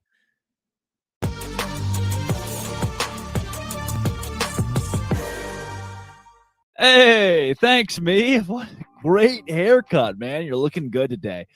Look, the Big 12 this weekend, there is one game, TCU in Colorado, and I struggle to call it a game because it's not going to be a game. I liken it to this. Last year's national championship game, my front right tire 3 weeks ago on I-35 and TCU Colorado, all blowouts. There's no way this thing is close. Colorado has 70 plus brand new players. Deion Sanders, awesome guy, great spirit. He's going to be a figurehead in the Big 12. Not going to win a lot of football games this year in Boulder. TCU wins 42-21. Chandler Morris lights it up. They got transfers from Bama and Oklahoma State, and you name it, TCU probably has a transfer from there. They're going to be good this season. They are underrated in the Big 12. Around the rest of the conference, there's nothing I look at and say, hey, this is must-see TV. West Virginia and Penn State. West Virginia, I love you, but I know Neil Brown's going to get fired. He's like weekend at Bernie's. We're just kind of propping him up and wait until his buyout's a little bit less. 20.5 the spread on that game. Penn State at home on a whiteout at night. It's going to be bad. Brutally bad. Another game that I might be vaguely interested in, Baylor, Texas State. I talked to Dave Aranda this week, talked to Texas State head coach G.J. Kenney. I believe Texas State covers 28 in this, and it's a lot closer than people expect. Kenney wins wherever he goes. I don't know if Dave Aranda's team with Blake Shapen gets a hot start out of the chute. And then UTSA Houston. It might not jump off the page to you. UTSA favored on the road. Houston unveiling new uniforms. It's going to be UTSA is a better team than the Big 12's, one of the Big 12's newest members. However, Cougars at home, upset victory. They take it. Very casual week in the Big 12. At least it should be. I'm Darian Gray, a.k.a. the Mouth of the South, Locked On HBCU host, and this is what you need to watch this weekend in the HBCU landscape. We have a monumental game and a potential SWAC East divisional championship game in week 1 between FAMU and Jackson State. This has been the game that has decided it over the last 2 seasons, and this appears to be the 2 best teams within that division for the 3rd year in a row. So you have Jeremy Musa, the SWAC preseason offensive player of the year. You have Jason Brown, who just set a SWAC MEAC challenge record for most passing yards, and they'll be facing off. But this isn't the only quarterback battle to watch this week. You have Southern University versus Alabama State. And what fascinates me about this is Harold Blood for Southern and D. Davis for Alabama State both have a lot to prove. Now, D. Davis is fighting for his job. Many people think he should have been replaced by Damon Stewart, but he's going up against a talented Southern secondary, and this is the perfect opportunity to prove that he is the guy. Same with Harold Blood, who was just named the quarterback. Alabama State has their own talented secondary. So both quarterbacks are going against really good secondaries, and both quarterbacks have something to prove. Now, for more on all things HBCU, you can check out Locked On HBCU every single day, Monday through Friday, your team every day.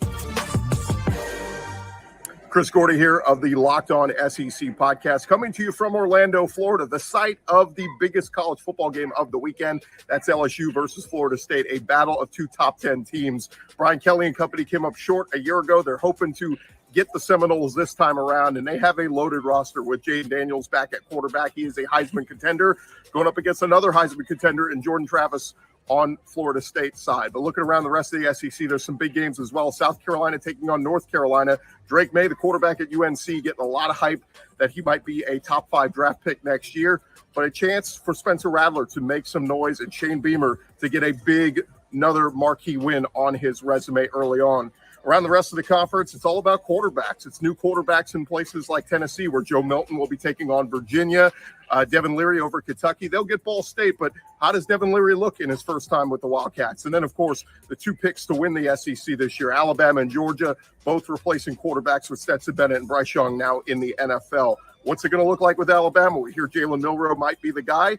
Let's see how he looks against Middle Tennessee. And for Georgia, of course, they're just trying to get themselves right. They have about a dozen guys that are banged up right now. We'll see how healthy they can be in this game, but expect big things out of Carson Beck. He's my dark horse Heisman contender. We'll see what the SEC does. Not off to the greatest start so far with Florida losing to Utah, but let's see if they can make it a good week 1 in the SEC.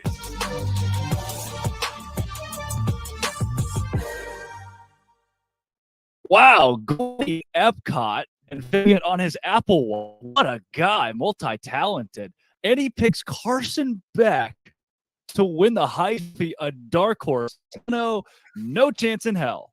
Well, first of all, it's nice that I am no longer the only person on the Locked On Network who has filmed content for the channel at Epcot, because I have done that before. And now Gordy joins that exclusive club. But you know what, Drake?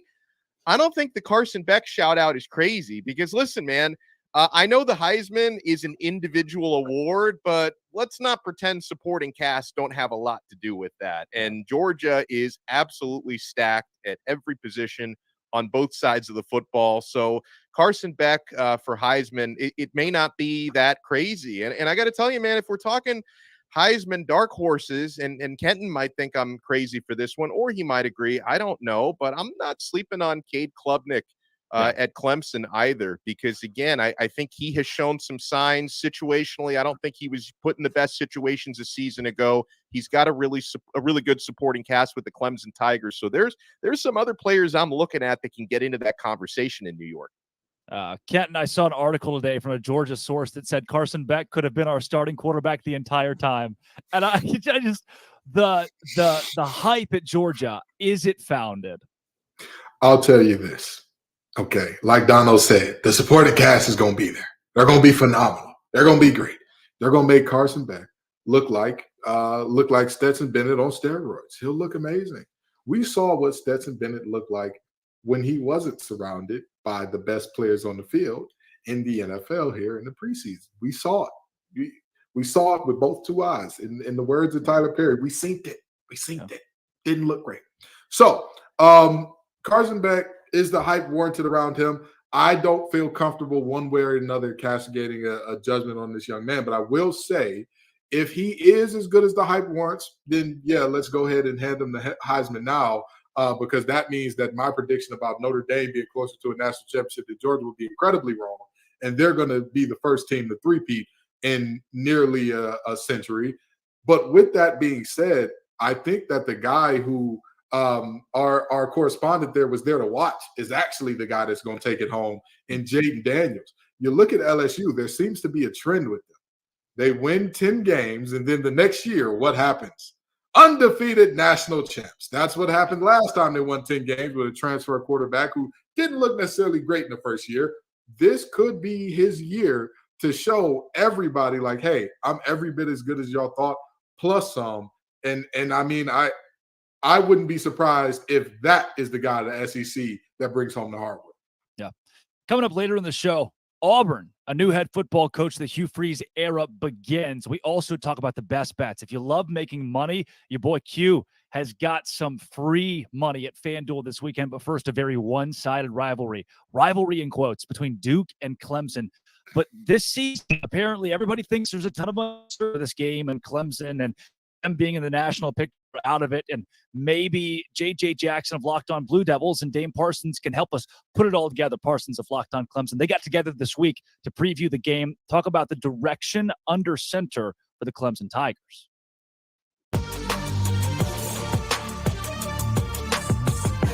What in the world's happening at the quarterback spot? You go from Deshaun Watson, followed by Trevor Lawrence. Their quarterback is always in the eyes of the entire country. We're really excited as college football fans for what DJ Uiagalelei could do. And then next thing you know, we've got a young Cade Klubnik who takes over and really catches people by storm as he gets set for like the first full season where it's his football team. He's the guy at quarterback. How important is that for Clemson's success, and what makes him the right guy for this job, Damian? Man, it's very important. And you know, for DJU, just the offense and things that he did, it never got off the ground, right? Like the plane never left the airport for them. You know, they got up a little bit, but they kept coming right back down to surface level. So it's big to have, just continuity that, that this is their starting quarterback, right? And a lot of people kind of felt like DJU was going to be on a short leash and everything, that Cade was going to come in games, and he did. And that's not really a healthy relationship at all at the quarterback position, right? You want whoever's your guy to know that, hey, no matter win, lose, or draw, I'm your guy. So Cade knows he's the guy. And what makes him ready for it, everything, talking to his teammates, the work ethic. He works his butt off. They talked about how he looks stronger. He looks more filled in to his frame. How even back in, I think it was January when Garrett Riley announced, when the announcement was made that he was coming to Death Valley, and everything like that, what he did was he made sure he wanted to learn the offense, create a relationship and build a relationship with his offensive coordinator. And that was 6-7 months ago. So having that type of mindset, that attitude, that maturity, right? And just talking about how he has the pulse of this offense down packed, where this young man is ready to go. He's a leader for these guys as well. So he already, and then he's a dual threat athlete. At the quarterback position, he has a track background. I think it was 200 4x4 and everything like that. Like, this young man can roll with his legs and being able to make plays, trust his offensive line. So, and this offensive line is very amped to get going. I've talked to some of them. They're really amped. They're really ready to go. So that's what makes Cade is ready for this job and ready for this role. Is just simple, man. He's putting in the work and he's ready to go.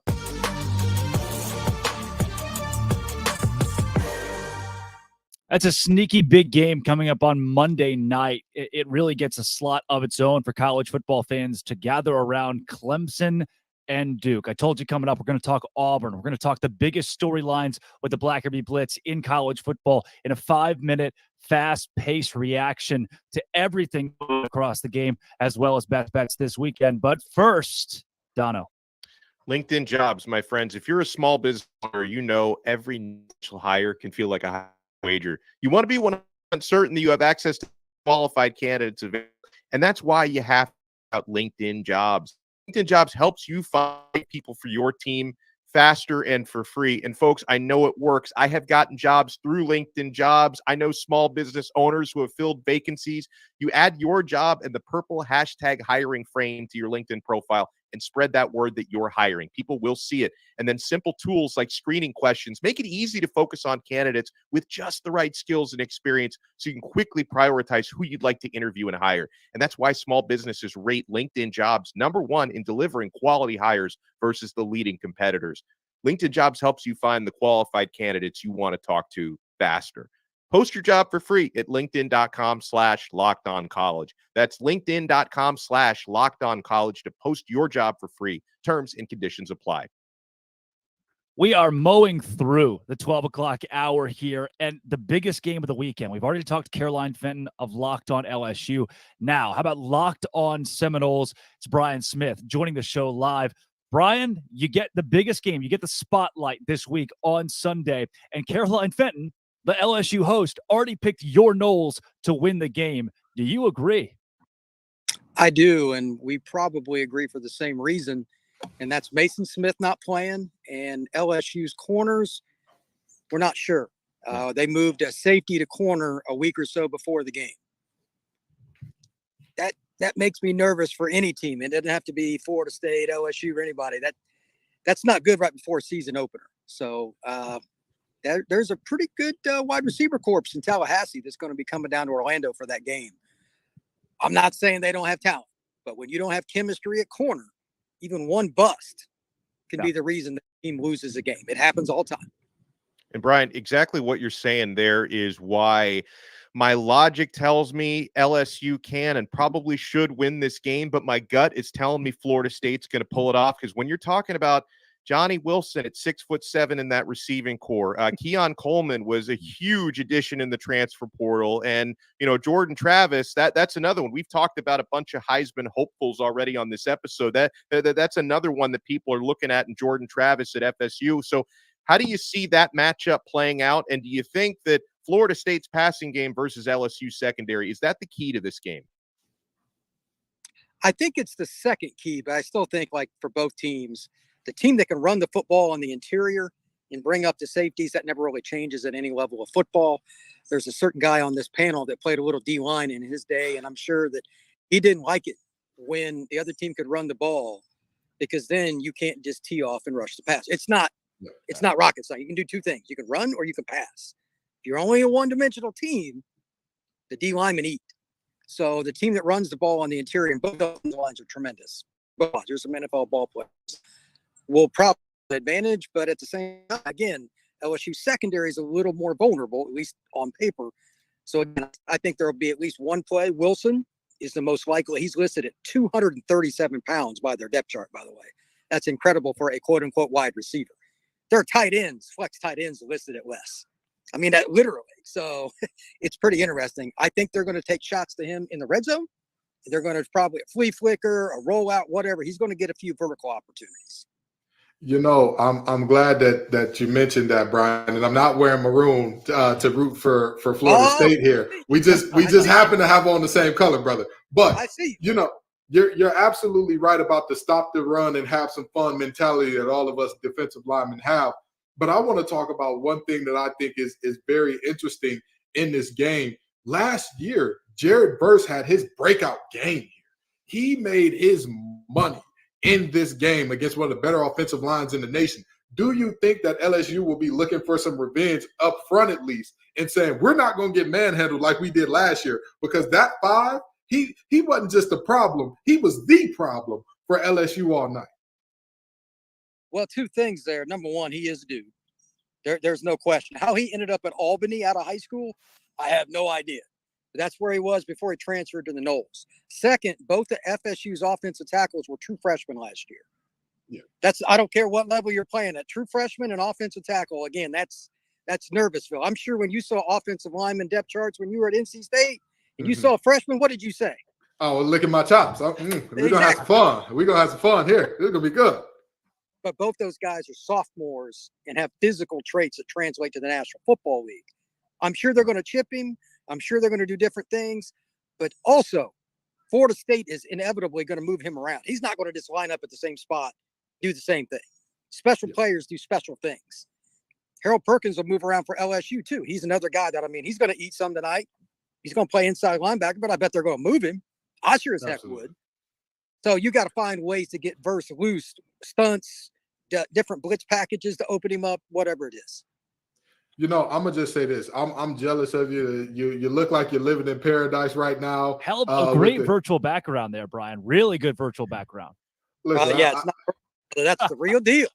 And so I'm gonna ask you this: if we're talking about the real deal, they're saying that this Florida State secondary is gonna be it. Jaden Daniels and company are gonna want to tear this thing apart. That is gonna be a big part of what LSU wants to do. We know Brian Kelly is gonna want to run the ball, but ultimately, it's a quarterback's game. We know that that's what football is turned into. Do you think that I'm missing the name, Fentrell Cypress and company get it done on the back end, or will this be a track meet on grass? I think it's the latter. I think they'll make some plays, but Malik Neighbors for LSU, that is a national football player in waiting. Yeah. The only reason he's not there already, he's not 3 years removed from the national or from high school. Right. You're going to have plays where he does his thing. The question is, can they get Mason Taylor the ball? Obviously, he's a very big-time player. He was the guy that caught the 2-point conversion against Bama, etc. They're going to have to move it around a little, but at the end of the day, it's Malik Neighbors for them. And they also have a couple other guys that were highly recruited. Let's see, Brian Thomas in particular. He was a big-time player. He's a big-bodied kid. If I'm FSU, I'm worried about him because he's 6'4". Kind of like Johnny, those up-top plays when you get in the red zone, look, man, on the outside, you can't, you can only put so many guys out there. That would be my concern. I've got the Noles winning 41-38 to put the perspective. Wow. I don't think it's going to be a defensive game. All right. Yeah, Florida State last year, number 21 scoring defense in the country, number 15 total defense, but the LSU offense is that high-powered. Brian, thanks for joining the show and giving us your take on LSU and Florida State this weekend. Thank you, sir. You all have a great day. Yes, sir. You too, Chief. Now, look, there's the rundown, Dono, on this game. If you're at FanDuel.com, are you taking Florida? We've heard so much about Florida State here, but then there's the mighty SEC that people love to scream about. Where do you lean? I still lean to LSU over FSU. And listen, I know that obviously based on the season Florida State just had last year, Mike Norvell is starting to change that narrative. He still has a poor record against ranked opposition. And LSU last year in that season opening matchup, it was mostly self-inflicted wounds why they didn't win that game last year and Florida State was able to hold on. And we saw how much better LSU got as the season goes on. Jaden Daniels, and he mentioned the receivers and Mason Taylor, the tight end, who's going to be a big part of that LSU offense. I'm still leaning to LSU, but the part that I agree about wholeheartedly is high-scoring football game. Because, again, Caroline laid it out with LSU secondary. Brian talked a little bit about it with how Florida State can attack it. I still have nightmares, Drake and Kenton, about what Florida State did to the Miami Hurricanes last year. Basically just scoring points with complete – It was a game I never want to rewatch as long as I live. And, Johnny at 6'7", Keon Coleman, that addition for Michigan State in the transfer portal. So I think a lot of this season for Florida State is going to be, does Jordan Travis find the sort of consistency he was developing late in the year last year? Because he can be such a dual threat weapon. He's been inconsistent at times during his career. So if he can have the type of season that they all want him to have up there in Tallahassee, they can take that team to new heights. I'm still leaning to LSU, but would not surprise me if Florida State can cover that 2.5-point spread or even win outright. Ken, what do you got? One thing that I find super interesting about the game from last year is you could tell that there was a little bit of trying to get guys to buy in to the program still at LSU. Yeah. And Florida State was already beyond that. And that, I think, was ultimately the difference. I'm looking particularly at Keyshawn Boutte, who, he looked, Boutte looked like Boutte in that game. It was not good. It was very, very rough. And so with that being said, you're looking at an LSU team that at this point, everybody should be bought in. You know that his system can take you to an SEC championship. So there should be no arguing. There should be no, well, I want to do it my way. Well, brother, you have no rings on your finger. And this guy has gotten you to the promised land. You just weren't good enough this year. I think that the buying in of the culture and the talent that LSU has with those tackles getting a year older, as Brian Smith talked about, I think LSU gets it done. And I know Florida State fans are going to tell me how I'm disrespecting them and call me everything but a good Christian. I'm all right with that. I'm okay with that because I'm telling you, I wouldn't be mad if Florida State wins this game either. I wouldn't be mad if the announcers are saying, here's Johnny every other play because he's running deep again. But if I had to put my money on it, I go with LSU. Again, LSU if I was on Tigers. FanDuel, that's where I'm going. Look, LSU Tigers, the SEC, Brian Kelly had a hell of a first year. They're the team to beat here. I really believe, again, the SEC moniker carries so much that LSU has a leg up in this game. But not so fast. Florida State's absolutely going to beat LSU this weekend, and I will put any amount of money at FanDuel.com. Look, from Jared Verse to Patrick Payton to Gilbert Edmond, this defensive line for Florida State is what I think it's the best in the country. And I get it. LSU's offensive line is not bad by any means, but I wouldn't put them in the top 3 in the SEC, which is daunting in itself. But I think the Florida State defensive line has a way with LSU. And in the end, I have Florida State winning by 14. I have a 2-touchdown victory for Florida State on Sunday. But that all boils down. I'm sorry, but Dono, please keep Drake away from FanDuel because he's betting rusty toes. He's betting the house. Listen, He's Drake, really good use of FanDuel. Exactly. I see why FanDuel wants us to talk about it so much because you must be on that thing running up a check, brother. I keep FanDuel in business. I personally keep them in business. At this point, you should be sponsoring them, okay? They should be reading Drake Toll ad reads during all of their events. Listen, I don't disagree with you that Florida State has a shot to win this. A double-digit win here? 14 points. 14 points. Wow. 14 That's points. why, like, for me, honestly, like, I look at this as a coin flip matchup. Drake clearly does not. He thinks the coin is a 2-headed coin with Florida State as heads on it. Yeah. I don't think LSU. I think LSU finishes in the top 3 in the SEC West. I have enough confidence in Florida State for them to go to the college football playoff, win 10, 11 games in the regular season this year as well. And maybe that's one of my bold predictions, but we're going to get to the end of the year and it's not going to feel so bold. You're going to look back at the ACC schedule and go, yeah, all right, 11-1. I agree with that take. I agree that they could make the playoff. I just don't think that they're 14 points better than LSU. That is where you lost. Yeah, I was with you. I'm with you when you're right. But you know, that was the moment where I had to jump off the ship. Okay, because that's a little, But yeah, I'll tell you this much. I do think that Florida State is going to be an amazing team this year. I feel that 100%. This game in particular, I don't think would be a fair barometer for either one of these conferences. Say like, oh, the SEC is this or the ACC is that because of this game. But like you said, that Florida State team surely does have a ceiling of a playoff appearance and the number 4 transfer class in America too. Yeah, I mean, this team was already really good, and now they're even better. And maybe they're not 14 points better, but they're 14 points better on Sunday, right? And maybe you look up in week 6 and you say, hey, these are 2 very different teams. But I just like 38-24. I'm sitting at 38-24. Florida State wins this game. Maybe it's tied going into the 4th, but they're going to pull this out by 14 points, Dono. Well, and the big thing that I'm looking at, and we saw this play out, with what happened to Florida last night against Utah. And this happens sometimes when you have week 1 or week 0 matchups with really strong sides. I mean, in this case with FSU and LSU, they're both top 10 teams this year.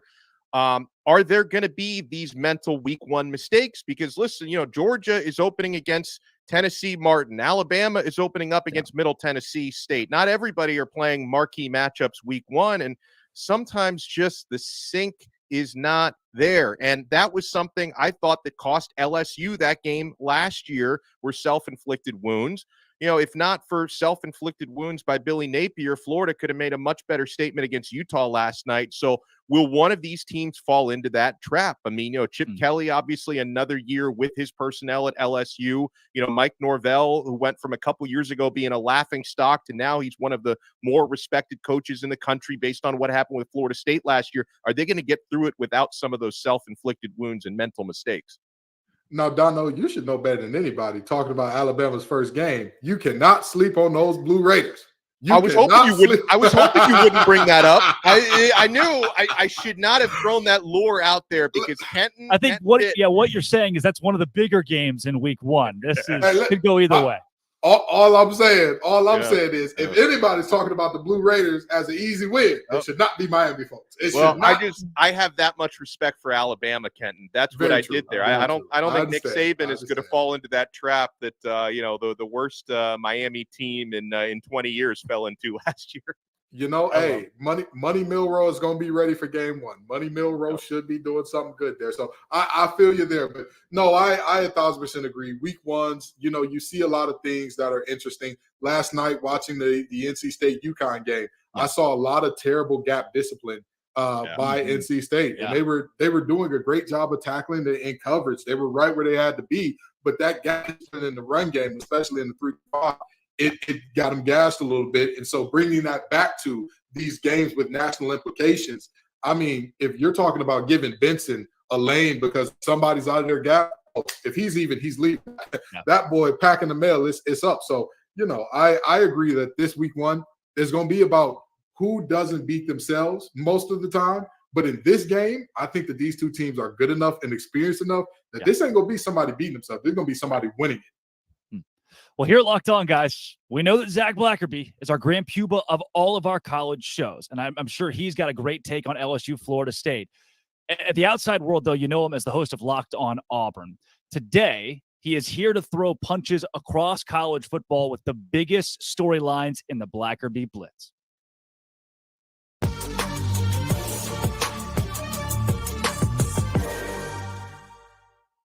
It is the Blackerby Blitz here on Locked On College Football Kickoff Live. We go through the biggest headlines, and Zach Blackerby, host of Locked On Auburn, reacts. New quarterback at Georgia, new quarterback at Ohio State, this Beck kid. The pictures are great. What do you think? I mean, you got some powerhouses, Alabama too, with new QBs at the helm. What does that change? I don't think it changes anything. And I think when you're a top-tier program in college football, it's kind of fascinating because this isn't like this at any other level of competition, but we've seen Alabama win with subpar quarterback play. Then they started getting good quarterbacks, and then they were even better and unstoppable. And similar things with Georgia. I mean, they were winning before Stetson Bennett was good. Like, let's don't act like Stetson Bennett was always a good quarterback. He kind of grew into it because he was forced to constantly be at the level that all these other Georgia athletes were forcing him to get to. And they kind of drug him up. By the last year, his 12th year, Drake, of playing college football. All of a sudden, he was good, and he's actually doing something in the NFL preseason. Props to him. Yay, Stetson Bennett. And I think Ohio State's the same thing. I mean, just the talent around these guys is so much higher than all the other teams that they're going to play. It's going to come down to the same teams regardless. So I don't think this is a big deal. And look, Locked On SEC host Chris Gordy, he has been waving the flag for Carson Beck to win Heisman. Our friends at FanDuel, the lines, he shows his Carson Beck for Heisman ticket to anyone who asks. So be sure to reach out to Gordy. He'd be happy to show it to you. I love the mention of mediocre quarterbacks winning at Alabama. Blake Coker, I hope you are watching. Zach. Jake Coker. Jake Coker, Wow. Blake Sims. They both won. You fused them together, Drake. And that just proves my point further. Zach, East Carolina, UNLV, and Bowling Green. 3 teams that will play Michigan without Jim Harbaugh on the sideline. Do you think the Wolverines are just shaking? I don't think they care.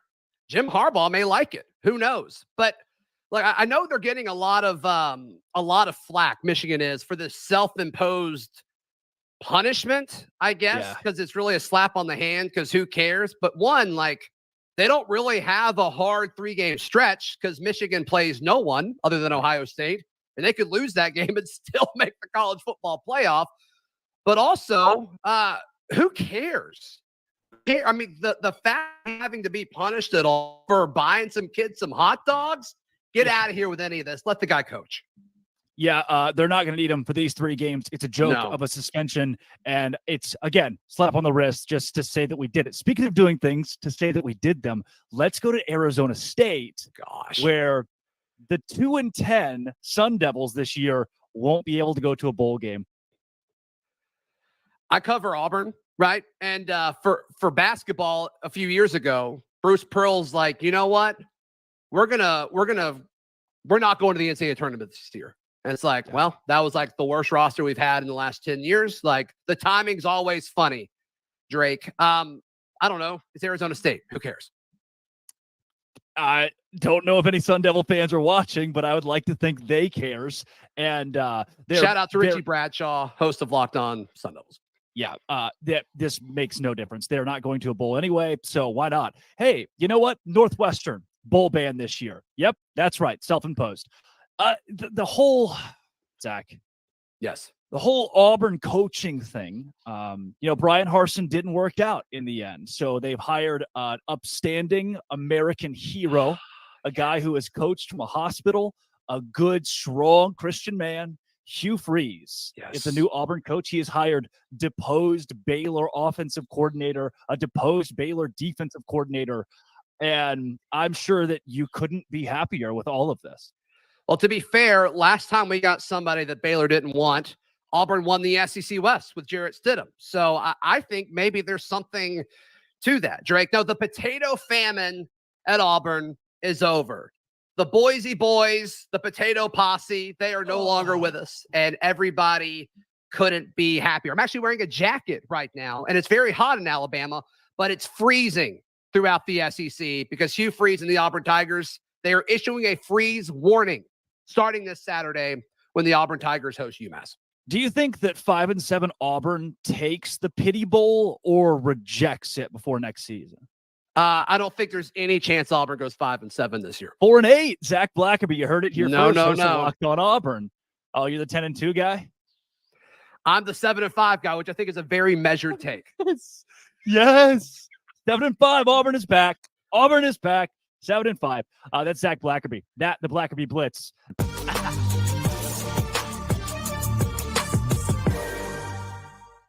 Yeah, Zach Blackerby there, really high on the Auburn Tigers. Just shocking, guys.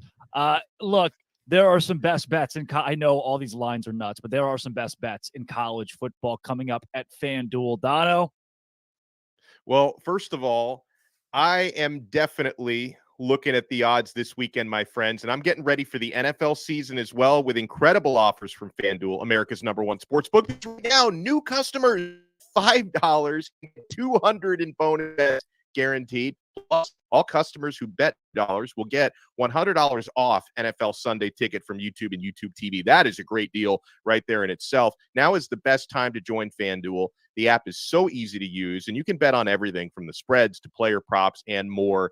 We've been talking about these games all show long, some of these big spreads, some of these small spreads. Take advantage, guys. Visit FanDuel.com/LockedOnCollege. And kick off the NFL season with an offer you won't want to miss. FanDuel.com/LockedOn. FanDuel, official partner of the NFL. Yeah, guys, the FanDuel lines for week 1 look difficult. A lot of them are massive, but is one of them too big? Locked On Bets hosts Lee Sterling and your boy Q have a lock. Open it. Lee has the key to the lock of the day. This time we're going to focus in on Penn State versus West Virginia. FanDuel.com line on this one, Penn State minus 20.5 points versus West Virginia. Lee, how you seeing this one? Break it down for us. Yeah, so Penn State, talented team. They got some receivers. They got a couple running backs. And defense front seven is really good.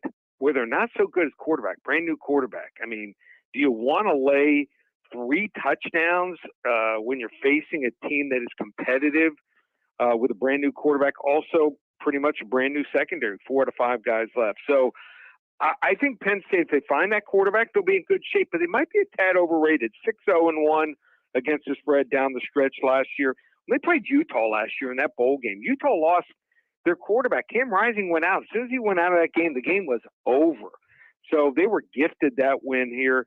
West Virginia, a couple of things I like. They got this running back named C.J. Donaldson. Watch him, Q, tonight. 6'2", 240. Now, you look at his stats, you're like, oh, he ran for 526 yards last year. Nothing impressive. 8 touchdowns, that's decent. But here's what pops out. 6 yards per carry. He was hurt a bunch last year, even when he played. Missed a couple games, and he was a tight end. He comes from Gulliver Prep in Miami. Saw this kid in high school. play tight end. Thought, oh, this is a nice tight end. But they saw something. They moved him to running back. That's the high school where Sean Taylor played. This kid's a monster. Could have a big game here. Once he gets going in the secondary, almost impossible to bring down, and surprisingly good speed here. Also pilfered kid from Kent State named Jashawn Polk as a kick returner. He might set up some nice field position for him. And West Virginia's defense isn't great. Their pass defense, not good at all, but Penn State's going to run the football. That's the one thing West Virginia does well on defense. Against ranked opponents last year, they gave up just 3.5 yards per carry and just 120 rushing yards per game. They're going to be fired up for this game. This used to be a huge rivalry game, almost on the lines of like Pitt, Penn State. So Pitt, West Virginia is going to be a big game. Level 2 lock. Boom, level 2 lock right there, and I'm with it. I am with it. I know Virginia is not the West Virginia that they once were or want to be, and I know they're still trying to build, but there you go. Penn State, minus 20.5 versus West Virginia. Feel like that's a little high. Lee Sterling hits them with the level 2 lock, and we could appreciate that. Lock of the day, Penn State and West Virginia. More like a level 2 loss. What are we doing here? This is the game. I need everybody to gather together and understand. West Virginia lost all of its wide receivers, all of its corners. They replaced the OC and pretty much the entire offensive staff. The only reason Neil Brown has not been fired yet is because his buyout is so large. It is a night game, whiteout, Penn State on NBC. And anybody in their right mind is level 2ing. I don't even know what level 2 means. I don't even know if that's good or bad, but I do know that I would not bet against a Penn State team that only lost to Ohio State and Michigan last year, Dono. Penn State is going to win this game by 4 touchdowns and 5 if they really want to. You know, I hate to argue with a level 2 lock, but when the thing is, like, okay, when I started, you know what, Dono, you're a level 2 guy. I really do. I really do. Level 2 host, baby. Level 2 host. I'm not even going to bet the other side of it. I think I'm just going to sit this one out because on the one hand, listen, I am keenly aware of the handiwork of Penn State's defensive coordinator, Manny Diaz, and I feel like the other shoe's going to drop at some point, and they're going to get burned in a few games this year. I just don't think West Virginia is the team to do that. And so when I start to hear the logic behind West Virginia covering a big spread, a 20.5-point spread, then I start to think, okay, well, the game must be in Morgantown, right? No, like you said, Drake, it's a whiteout game, night game, Happy Valley. I think Penn State's going to win that game by 4 touchdowns. That's so I'm of all of the games. Yeah, I don't know. That's the one that they picked, Ken. It's hard, but I agree with you, Drake. I'm going to say this. I never bet against a team with 1 cast technician, let alone 2. Shout out to the King twins up there, Kalen and Kobe, one of the best corners in the nation, one of the upcoming linebackers in the nation. Yeah. Not to mention, Singletary is so good. The back behind him is probably going to be all conference, who just transferred out of there. Like running backs have the lowest, what's the word I'm looking for? Franchise tag value of every position. And yet everybody's talking about Singletary as a first-round draft pick. I'm sold. I don't want to hurt Zach Blackerby's feelings, but I remember watching him against Auburn, and I thought to myself, yeesh, this kid's the real deal. This is going to be some problems. So with that being said, Penn State to cover, Penn State to beat them boys senseless and send them back to limping and singing country roads. Take me home to a field where we belong, because it's not there. Oh, look, you know what? Give me Penn State minus 20.5. That's a level 15 lock. Wow. Yep, 100% level 15. I don't know. I will say, Drake, I'm bookmarking this because if West Virginia does cover, I will make a video apology to my guys at Locked On Bets, Q and Lee. I will go out of my way to apologize if WVU does cover. Your boy Q, Waco's own. Guys, I've got Penn State all day. I went to FanDuel, saw some of these lines. The one that I'm going to pick out. So Look, I'm a Baylor grad. I graduated from Baylor like 3 months ago, right? So I'm supposed to root for them. No chance they cover 28 points this weekend. They've got Texas State, and a lot of these games get overlooked, like Oklahoma, Arkansas State. OU's a 36-point favorite. They don't cover 36. They get backdoored to 28 or something like that. Baylor this week, G.J. Kinney, the new head coach at Texas State, we had him on our show. Unbelievable. He went 12-2 his first year as a head coach in college football. They're going to play this game close against the Bears. They have one of the best recruiting classes in the country. 28, too much. Baylor wins this game by 17-21. Blake Shapen, still a liability at quarterback at times. That's one of my picks this week. Dono, what do you like on the board right here? I'm going to go back to that North Carolina, South Carolina, because, there are so many of these gigantic spreads scare me a little bit week one when we haven't really seen anybody yet. But I've got a pretty good idea, being an ACC guy, what Drake May and North Carolina bring to the table. I've got a pretty good idea what Spencer Rattler and company in South Carolina bring to the table. I like the line, but I like UNC to cover -2.5. I see the Tar Heels winning this one by probably 6 points to a touchdown, and I think it's going to be an entertaining game. I'm looking forward to watching. Probably an offense explosion on both sides. Whoever gets the football last will probably be at an advantage, but I think Drake May is going to have a field day, and I think they're going to cover.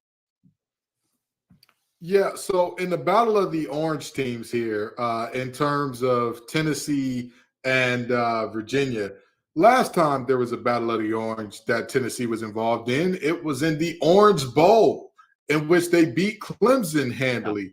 They are going to scold UVA. That game is going to look very bad. As soon as I heard that Chico Bennett wasn't playing, I don't trust Tony Muskett. I don't trust Tony Elliott. I don't trust that team as a whole. And it's really unfortunate with all the things that they've been through. But, at some point in time, you've got to play football again. And you got to look at what's going on in front of you, be where your feet are. And I think that their feet are going to be in the air a lot because those boys from Tennessee are going to be picking them up and putting them down forcefully. 27.5 ain't enough. Tennessee covers easily. Yeah. Other two that I've circled here. Welcome to the ACC. Cal -7 at North Texas. I think North Texas covers +7 here. Cal's just a bad football team. So if you want, take that for what it is. They're just not very good at the whole game of football. North at home, chip on their shoulder. They are facing a team who now got a grant to the ACC. They're going to come out firing and at least cover 7. Cal might win it by 3, but it's going to be ugly and terrible. If you have, I think it's ESPN Plus. If you have ESPN Plus, don't watch that game. And then another new ACC team, Stanford, -3 at Hawaii. Stanford is maybe the only Power 5 team that I could see going 0-12 this season. I have mapped it out where they might not win a game this year. And that you're giving me plus points with Hawaii. You're giving me a plus money line on Hawaii. Give me the Rainbow Warriors all day long. I don't hate that. It's really, it hurts for us two ACC guys to look at this and say this, but you're absolutely right. That Stanford team, it's a little bit of a train wreck in almost every regard. And you're telling yourself they're also traveling to have a time difference that puts them behind, which West Coast teams are not used to. That is insane to put a West Coast team behind their normal time zone. It's right now it's Pac-12 after dark, where the Pac-12 is going to get packed up after this game in terms of Stanford, getting the Rainbow Warriors and all that they've been through and what's going on those islands and kind of the rallying cry behind them. I think they cover and win this game outright. Yeah. Well, Dono, before we get out of here, let's take the big one. LSU, Florida State, final score prediction there. Yeah, I'm going to go with LSU to win and just cover by the skin of their teeth. I'm going to go with LSU by 3. So I'm going to say pretty high scoring game based on, the quarterbacks and the defensive secondaries. I'm going to say a 38-35 LSU, which means I'm going to have my popcorn ready for this one. Kenton, same question. I think that these defenses are being disrespected just a little bit. I think that there's a lot of offensive firepower here, but I think these defenses are being disrespected just a little. I've got LSU winning the close one, 28-24. This game for me, 38-24, 14-point win for Florida State in the end. Again, it might be 24-24 going into the fourth. I have too much confidence in the Florida State defense for them to give this game up. I've got FSU being the one bright spot in the ACC this weekend after the addition of SMU, Cal, and Stanford. Guys, that is Locked On College Football Kickoff Live. Alex Dono from Locked On Canes, Kenton Gibbs from Locked On ACC, Drake Toll from Locked On Big 12. We'll be back live next week. Thanks for making Locked On College Football Kickoff your lunchtime listen every single Friday. We'll be with you all season long, covering the biggest storylines in the sport. Great show, you guys. Dono, great to be with you. Kenton Gibbs, always a pleasure. Hey, next week, same time, same place. This has been, and it always will be, Locked On College Football Kickoff Live.